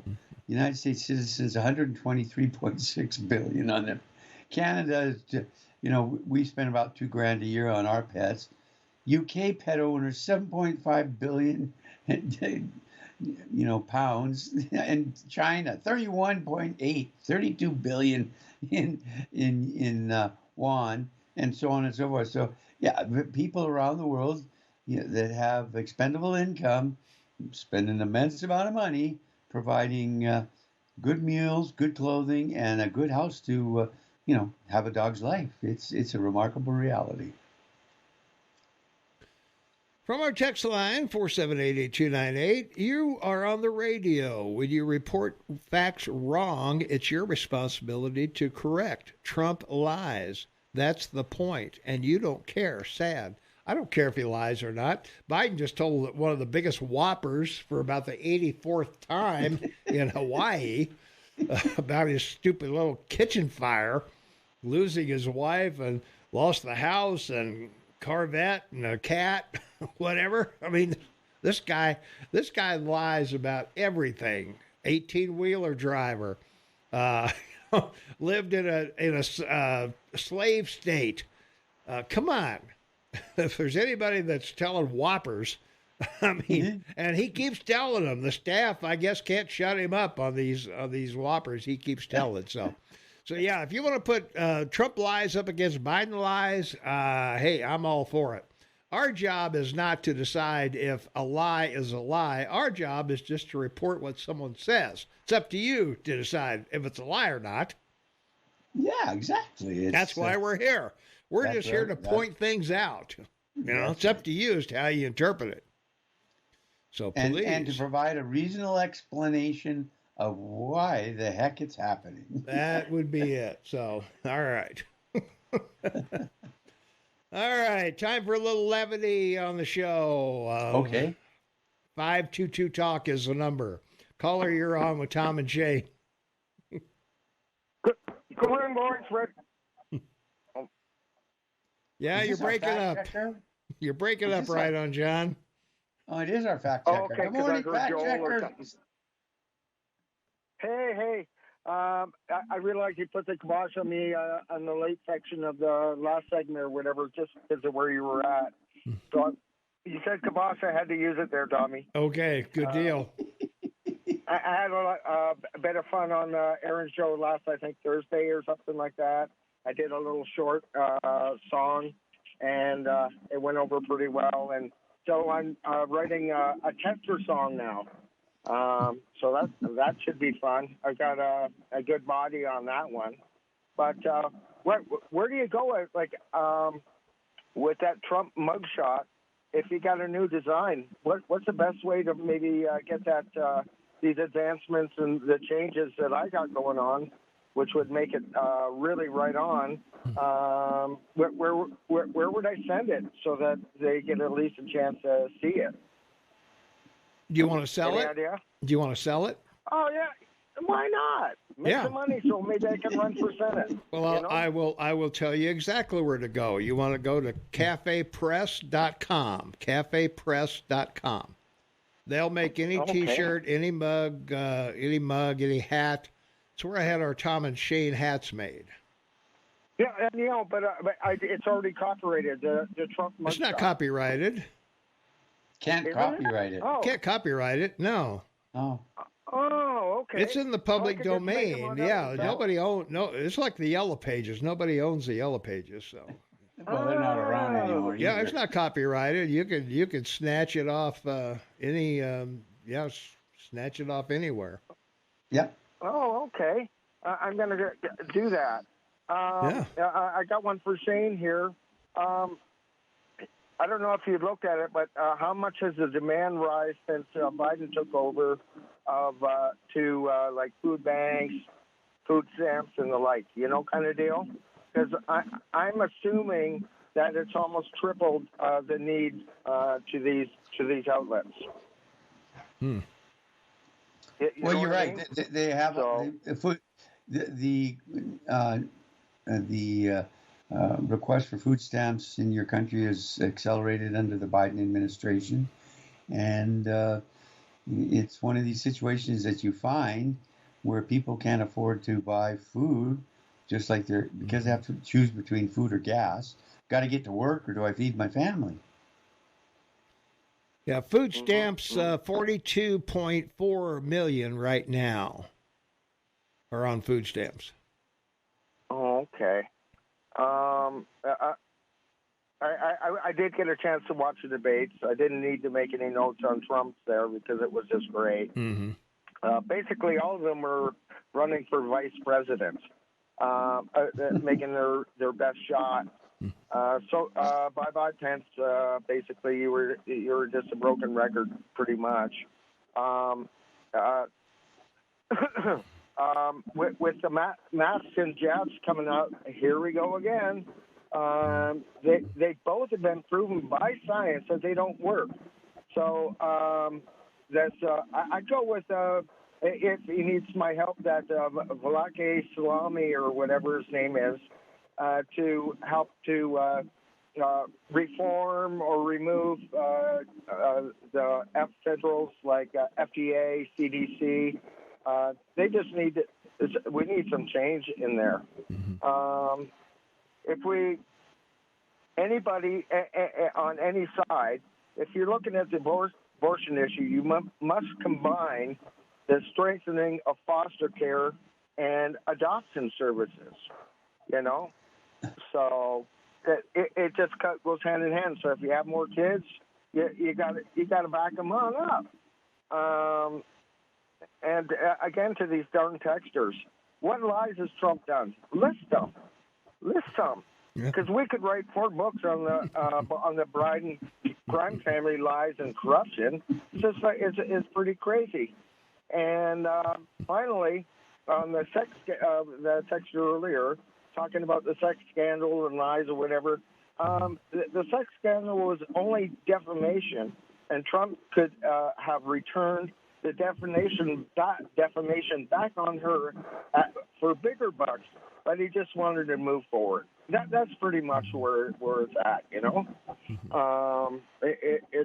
It's a complex thing, but I'm up in Townsend right now. I got I keep getting hit by that flood, affected my motorhome and everything, so I'm kind of stuck in Townsend. I might have to do some fishing, so it's I'm not far away from you there, so Tom. So all right, man. You better watch out. I might come and find you and take you to lunch or something. Hey, I only turned down lunch once, and that was over the phone. So. All right. Well, I got to tell you right on. Hillary may have lost the election in 2016, but her hurricane, boy, she just covered the West with water from Mexico to BC. Came right into BC here and helped us with the fires. And every creek, every river, every stream, and every dam reservoir is now refilled in the West because of Hillary. We should thank her. Yeah, give her a big wet kiss. Well, we got a problem with Flathead Lake still, and we're still fighting with that, I guess. Yeah. But people are still out there fishing. I'm still going to do a run. It might take me another month or two to get out of this flood victim zone. But once I do, I'm going to go for it for sure. All right. Right on, John, for U.S. Senate. Go for it, man. All right. See you later. Have a great weekend, boys. All right. Everybody. Bye-bye. Well, Shane, the Department of Justice is suing Elon Musk SpaceX over allegations that it discriminated against asylees and refugees in hiring. This is one of these great stories. Look, it's a remarkable reality when you have a guy like Elon Musk. Everybody's trying to understand why he changed the name of Twitter to X. Well, X is a Roman numeral for 10. Yeah. So 10 is, on a scale of 1 to 10, he's a 10. Oh, that's hard to figure out. But more important is SpaceX. Yeah. So he's got this public company called SpaceX, or a private company called SpaceX. He also has a brick company and, of course, a tunneling company. Now, all of these can end up in his public company. So this guy has nothing but the opportunity to create a huge conglomerate, and that scares the hell out of everyone, Thomas. Yeah. So that's why this is going on. He came out and spoke to it and said he's following the government's guidelines about hiring people that aren't documented, that aren't American citizens, that don't have a real Social Security number. But no, again, here they go, slam him with this case. So he's already paying lawyers tens of millions of dollars for everything he runs, like Trump. And that's just another issue for his lawyers to deal with. It will go nowhere other than be a talking point for the Democrats that they're trying to do something. Yeah, that'll be true. Well, this is a point where two laws collide, Shane. Two government laws collide because you've got, on the one hand, I was a HR guy for a 10-store chain in San Diego, and if you hire anybody, particularly in California and everywhere else in the United States, you have to fill out what is called an I-9 form. Every business owner listening to us right now that has employees knows what an I-9 form is. You prove with 2 pieces of ID that you're a citizen, or you're legally allowed to work in the country. You've got a green card. You've got some kind of a government ID that says you are allowed to be in the country. And a legitimate Social Security number. Yeah, Social Security, that you're allowed to be in the country and work legally. So because somebody crosses the border illegally, I'm not obligated to give them a job if they don't have those pieces of ID. If they're here illegally, they can't work for me, and I could be fined and whatever else for hiring them. And this is such a contradiction because, it's the demolition party that keeps talking about Republicans hiring illegal immigrants and aliens. Yeah, to beat but their Justice Department don't have to pay taxes on them and don't have to provide medication and all that stuff for them. Yeah, no, it's those damn Republicans. I hate them. They talk out of both sides of the mouth. It's great. Yeah, they said SpaceX failed to consider and refused to hire the asylees and refugees who ended up applying anyway. It also alleges SpaceX wrongfully claimed that the U.S. export control laws allowed it to only hire U.S. citizens and lawful residents. Additionally, the DOJ claims SpaceX hired only U.S. citizens and green card holders from September of 2018 to 2020. And that is exactly what they should have been doing. They should not have been hiring people who crossed the border, showed up for the job interview with a sleeping bag and a bag of Pringles. Well, at least they came with a haircut, right? Apparently, yeah. So anyway. I don't see where this can go anywhere. All you got to do is flash an I-9 form to the judge and say, "Look, Judge, I have compassion for these people fleeing, unjust regimes wherever they were born or live, but I can't hire them unless they're legally in this country and legally allowed to work." And then you say to the judge, and this is just one I-9 form. And I've got another 5,000 that I've received from these illegal immigrants. What's the judge going to say to them? Oh, I'm going to change the law, and you need to hire them. It doesn't work, buddy. Amen. Well, Kevin McCarthy, as I said earlier, warned Tuesday that the House could launch an impeachment inquiry as soon as September if the Biden administration doesn't turn over documents, including some that were apparently never requested by the GOP. So the comments were McCarthy's clear signal yet that such an investigation could be on the horizon in the lower chamber. Now, an impeachment inquiry gives Congress power to subpoena people and request documents and things like that. It's not an actual impeachment proceeding. It's prior to it. It's discovery is what it is. Exactly. And all they can do after their investigation is refer it to the Department of Justice for the Attorney General to charge someone. And we know that's not going to happen. But what's important is the American people are learning this process. They're learning this process about discovery and referring to the Department of Justice of crimes committed through the Congress investigation. And now with Trump being indicted, they're learning the same thing. So he's giving everybody a great lesson in American law, and so is the Congress. And I think people are paying attention to that, and that's a good thing. Yeah. If they provide us the documents, there wouldn't be a need for impeachment inquiry. But if they withhold the documents and fight like they have now to not provide the American public what they deserve to know, we will move forward with impeachment inquiry when we come back into session. McCarthy at one point added that they were seeking bank statements and credit card statements, though they did not specify for who they are going after. So, and as we pointed out, in 8 months, the Republican Congress, the committee's investigating the Biden family and all these other issues. In 8 months, they've recovered more information than Smith, who's spent 5 years investigating Hunter. So it's a great lesson to realize, you can make this right or do it wrong. Yeah. Well, we'll see what happens. They're looking for bank statements and bank records, not only from banks here, but foreign banks as well.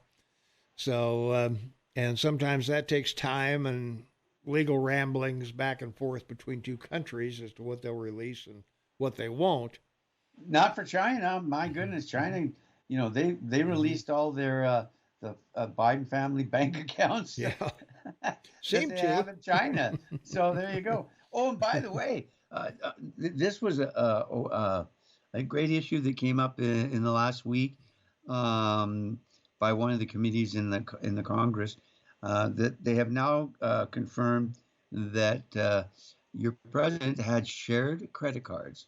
Remember I talked about the smoking gun, a supplementary credit card. So Hunter did issue supplementary credit cards to his dad, and as you know, that credit card, you can go and do everything else with a credit card that you could if it was in your name directly, including going to a bank machine and getting cash. That's right. There you go. So there you are. All these people act like they don't lie about their weight on their driver's license. That's from Gay again. You're right, Gay. I certainly lied about mine. I don't have to. I'm the weight with my height and my age that I should be. So yeah. Well, I don't know that what's your doctor's name? Doctor, turn your head and cough.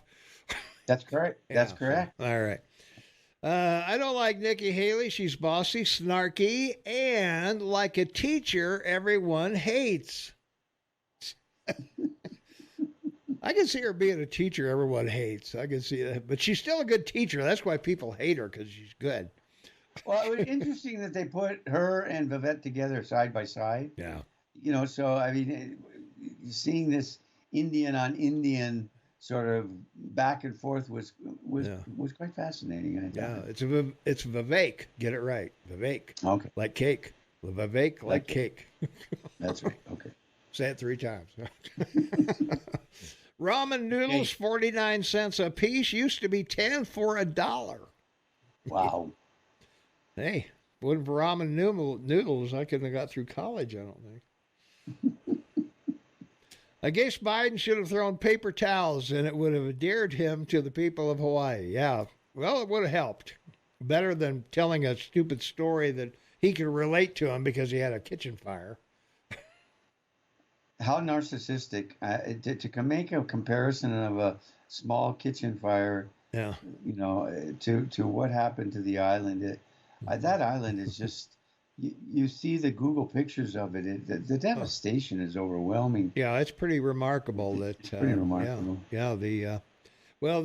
They're bringing suit against the electric company for not turning off the power or maintaining the wires during high wind.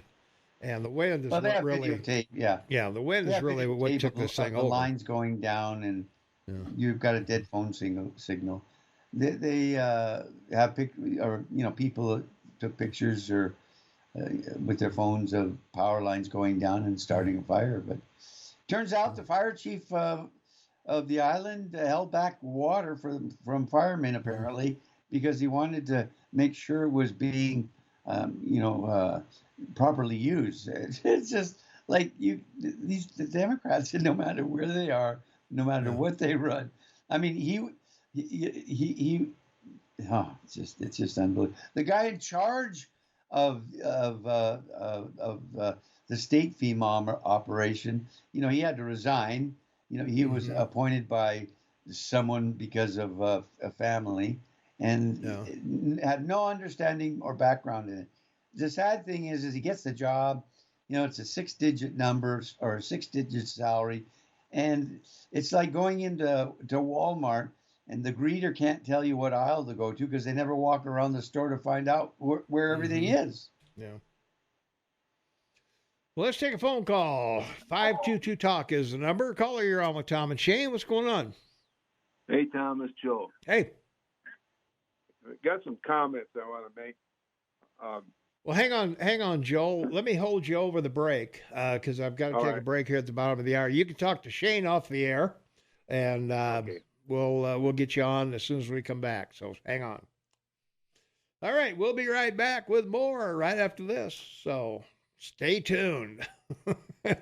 It's National Dog Day. Enjoy your dog today. So we'll be right back. Final segment of Open for Business, Saturday, August 26, 2023, 10:33 a.m. Mountain Time. Tom Eagle up, your morning mayor. Shane Matabin, half man, half amazing in Kamloops, Canada. And we've got Joel on the line. Joel, go for it, man. Hi, Tom. Hey. I'd like to make a comment that the majority of the texters are people that have been brainwashed, and you can tell quite quickly that they get what it amounts to is we all get our information somewhere, and it doesn't take long to tell that they got the attitude that my side wins, your side loses, and in the economy. And in the government, that's the way it really amounts to now is if their side wins, we all lose. There will be no winners, and because once you lose your freedom, it's proven when you look at Cuba, Venezuela, you name it, they never get it back. But it's too late to stop it once you lose it. So it's. And then there's something that I'd like to say that where you're concerned, you went to Vietnam to keep the communists out of this country. I guess that would be the point of it, right? Yep. Okay. Now we got the communists right in our government, and they're the most dangerous because they hide and they get covered up they get supported by the media, a large part of it. And so that's the scariest thing for me is that I'm probably the oldest guy that calls in, even I'm older than Quint. And so what that means is that I've seen when we didn't have the brainwashing going on through our media. And of course, what information we got out of the media was history that by the time we got it, because radio was the only thing going, no television, and the newspapers were not as biased as they are now. So it was a time of life that things went along, and even in World War II, didn't seem to be as fearful as the time we got now, because we were fighting somebody in some other continent, and now they're right within our own government, and it's the scariest time in my life, because we only got one shot left, and then in the next election, because all you got to do is ask people, we're better off 2.5 years ago than you are now. If you want to go back to what we had then, or you like what we got now, because the only thing that has changed, and this is where you can come in with your microphone, is that the government, the president, and the government he chose to help him has changed. And so when you say that you don't give the president credit for, I don't know how you phrase it, but the president only sets the course, sets the objectives up for the government to operate, and that's what they get credit for. And then however it turns out, it's just like running a business. You set things up the best you can, and then go to work on it. And it either works or it don't work. So, and the proof is anybody that wants to go back to 2.5 years ago scared the hell out of me, because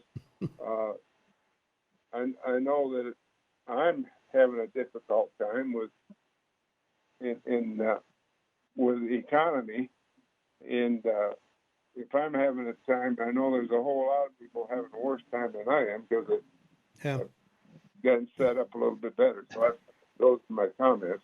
All right, man. Thanks for the call. Appreciate it. All right, thanks for listening. Take care. All right. Caller, you're on with Tom and Shane. What's going on?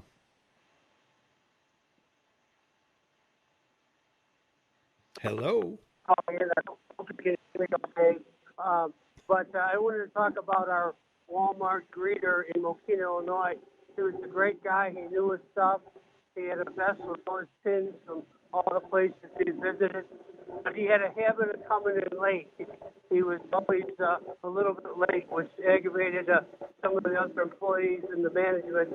The young manager sat down here and talked with him and told him, "Hey, you gotta start being on time." No guy came back with all the right answers, that he loves his job, he loves working here, and he'll do better. And the young manager said, "Hey, I see you were in the Navy. You put down you were former Navy. I mean, if you're in the Navy, you got to be on time. You got to be punctual.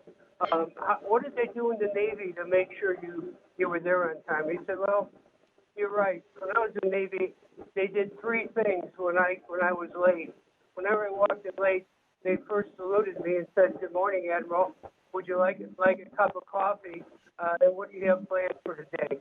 So then they posted a picture of him with his Admiral suit at the store. So, some of these, be respectful of these greeters, because some of them have a wealth of information and a nice lifetime experience." All right. Great call, man. Thanks a lot. Well, I apologize. I was only being sarcastic, Thomas. You know me. About what? The greeters at Walmart. Oh, yeah. From our app chat line, AM 1450 KMMS on your smartphone. Download it and always be informed. You can call us directly from the app. You can listen to us on the app. I love the mugshot shirts. Reminds us how he tried to steal our votes on January 6th. So there you go. Sorry, the election was in November. Yeah. Hate to remind us. Yeah, that was it. So yeah, if he's trying to steal your vote, it was on election day. And again, we've been over this. U.S. Congress has elected 4 presidents because of the failure of the Electoral College to do so. Yeah. The most famous, 1800, Thomas Jefferson. And then, of course, that young son of that famous president, that also got elected, which was John Quincy Adams in 1824. The worst one was the election of 1872 that to settle the deal of electing a president after Grant was that he would agree to remove the U.S. military from the southern states, because at that time they were still under military rule. No governors were running the states in the south. It was Union generals, and we all know what the result of that was, as the Democratic Party took over, and terrible things that happened to African Americans, which also resulted in the largest human migration in North America ever. 6 million African Americans moved from the south to the north because they had to get away from the racism and the terrible things that the Southern Democrats were continuing to do to them. All right. Sounds good to me. And there's been a time, maybe more than once. I know there was at least one time we've had 3 presidents within 12 months. three different ones. Yeah. It's a remarkable history of this country. And at this point, if you still support Trump, you're a traitor, and get out of my country. Take your mango Mussolini. Mussolini,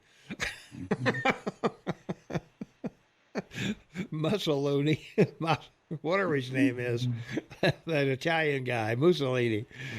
and go worship him somewhere else. But this is America. We have elections, and we respect them. Hey, I have no problem with the election at all. You know, I've said that many times.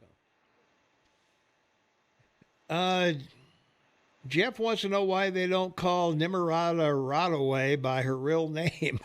I just want to see her birth certificate. Well, I don't know. I guess, I don't know. Why do all these foreign countries have unpronounceable names for these people? Well, because it's not English. Ha. Well, I guess. I don't know. Former Ukrainian prosecutor Shokin makes explosive claims against Joe and Hunter Biden in new interview. They accepted bribes, according to him, at least. Biden's house almost burned down. He marched with Nelson Mandela, graduated at the top of his class, never had anything to do with Hunter's business dealings, grew up in a Puerto Rican neighborhood, was a truck driver, just to mention a few of his legendary lies. Why would anyone want to have a pathological liar for president? Well, with regard to the Biden family, you know, you and I have to get ahead of this because no one said this. You and I have, and we agree. You know, Hunter, in his emails to his dad, commented and said, you know, half my salary to Pops, pay for Dad's living costs. Pops, Dad, never the big guy. There is no reference in anything, the computer from hell or anything the investigators have come up with, where Hunter is referred to his father as the big guy. Yeah. So all we can know is Obama sent Biden and his son to Ukraine. He knew what was going on. Your security services were on Biden's side, so he knew everything that was going on. And if you remember during the impeachment trials, when the people from the State Department came in and said terrible things about Trump and all these undersecretaries and everybody, nobody ever said anything about, you know, the big guy. So it's been years of my belief now, because of these things and the videotape of Joe and so on, that the big guy is Obama.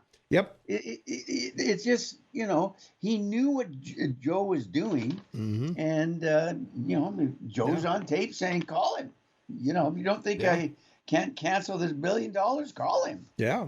That was the kicker for me. Yeah, call him up. He'll tell you the same thing I'm telling you. Fire the guy.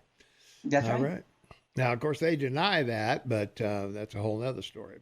But let's take a phone call. 406-522-TALK is the number. 406-522-8255. Caller, you are on with Tom and Shane. What's up?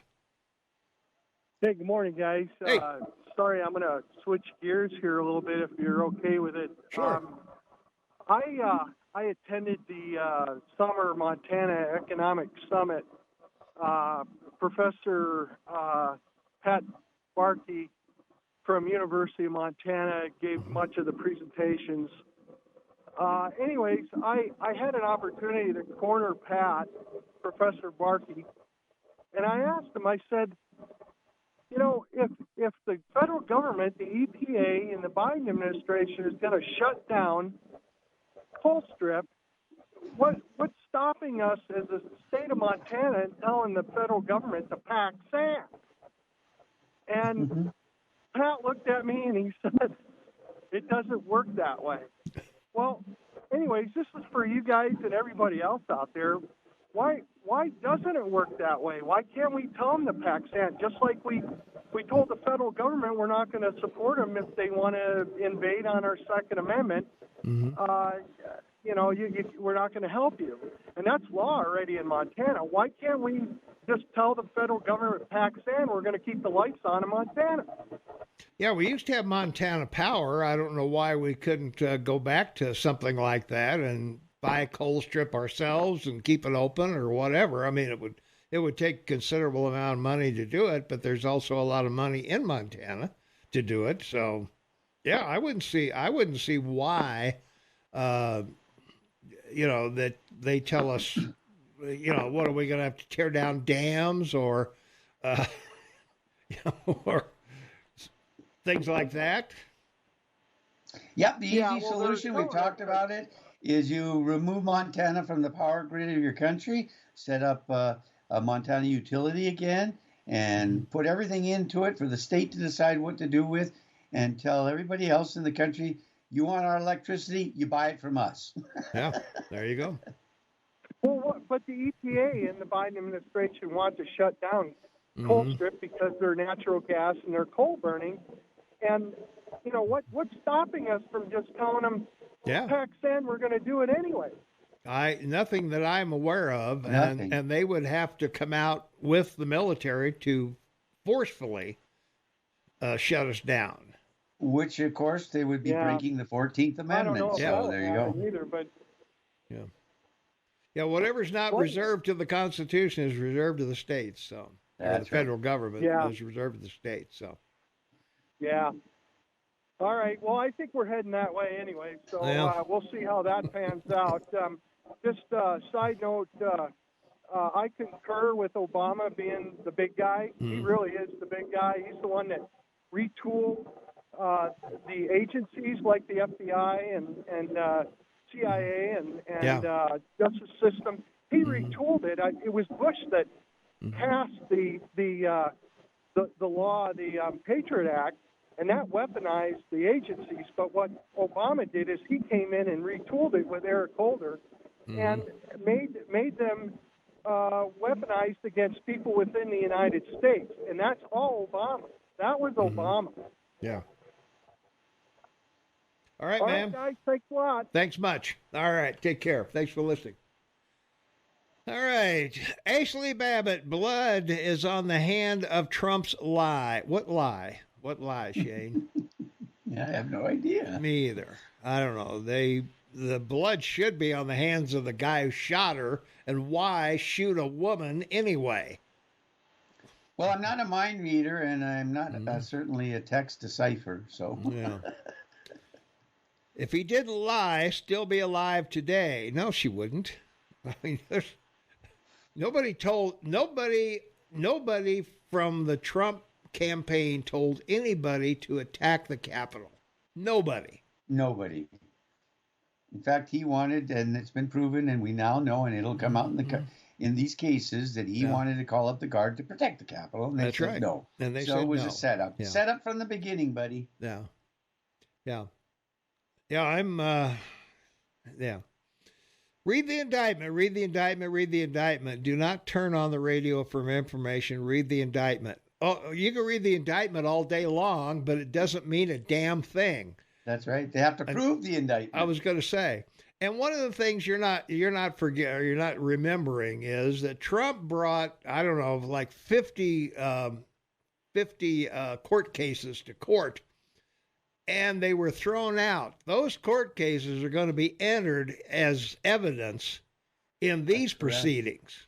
Good point, Eagle Man. You're right on there, buddy. So I don't need to read the indictment.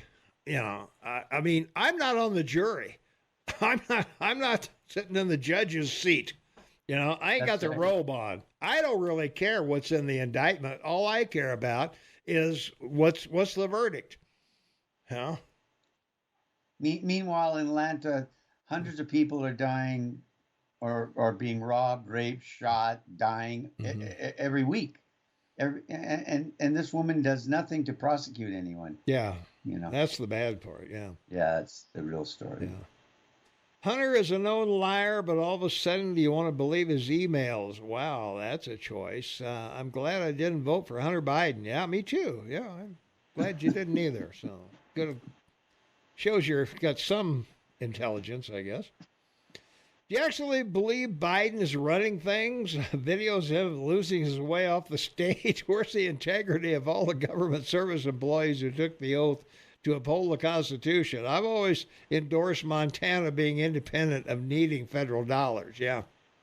Yeah, I'd go along with that. If we had a bigger population, I think we could tell the government to go pound sand, but we get about $1.50, I think, for every buck we send to Washington. We get about $1.50 back. So, but yeah, it's strictly because we don't have the population to, to set things up. But yeah, the loss of Montana power way back in the 90s was that was a bad situation.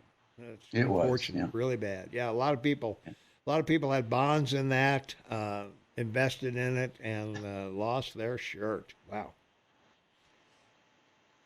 Okay, is Shane implying 2020 wasn't fair and Trump was right to try to steal power? No, I'm referencing that he had a right to challenge the election. The election.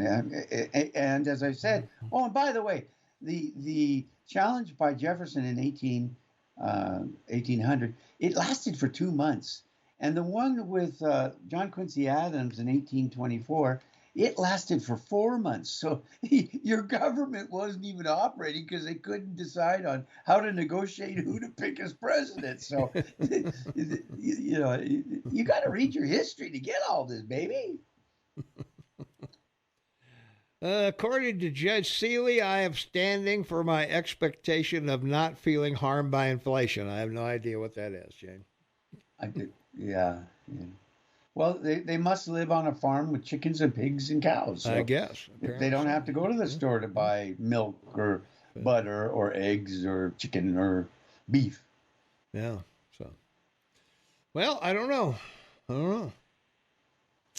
Well, believe it or not, our text line's all cleared up and our app chat line is all cleared up with 2 minutes to go, Shane. Well, I gave you my rant. Thank you all for the calls. We so much appreciate it. Eagleman, BFF forever. I really appreciate and respect that you honor me with this gift every week to talk with you. And everyone, as I always say, be happy, be safe, and live in the moment. Moments is all we have in this life, and then we're gone. Mm-hmm. So get up every day and live to work. Do what you love to do. Find something you love to do. That's the best advice anyone can give you. Come home with a smile on your face. Everyone in your home will be much happier. I love you, Thomas. Have a great one. Talk to you next Saturday. Okay. Well, we're not leaving just yet, but we still got a minute or two to go. See, we have a caller on the line. Caller, what do you got to say? Guess not. Okay. All right. Well, did my best. Some lines just don't answer, so. All right. Hey, I will say thank you as well. Thanks for Shane for being here. Thanks to all the callers. Thanks for the texters. We really appreciate you guys listening to us here. We're here as a labor of love. We're not being paid to be here. We're here because we believe that Bozeman needs at least some local morning radio, and we're happy to provide that for you.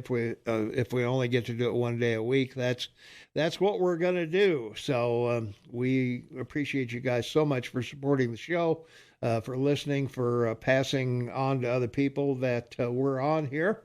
And boy, it's been a pleasure talking to everybody out there. So, but it's this election is going to be quite a spectacle coming up with the trials and the primaries and the debates and all of this. Boy, it's a great time to be on radio.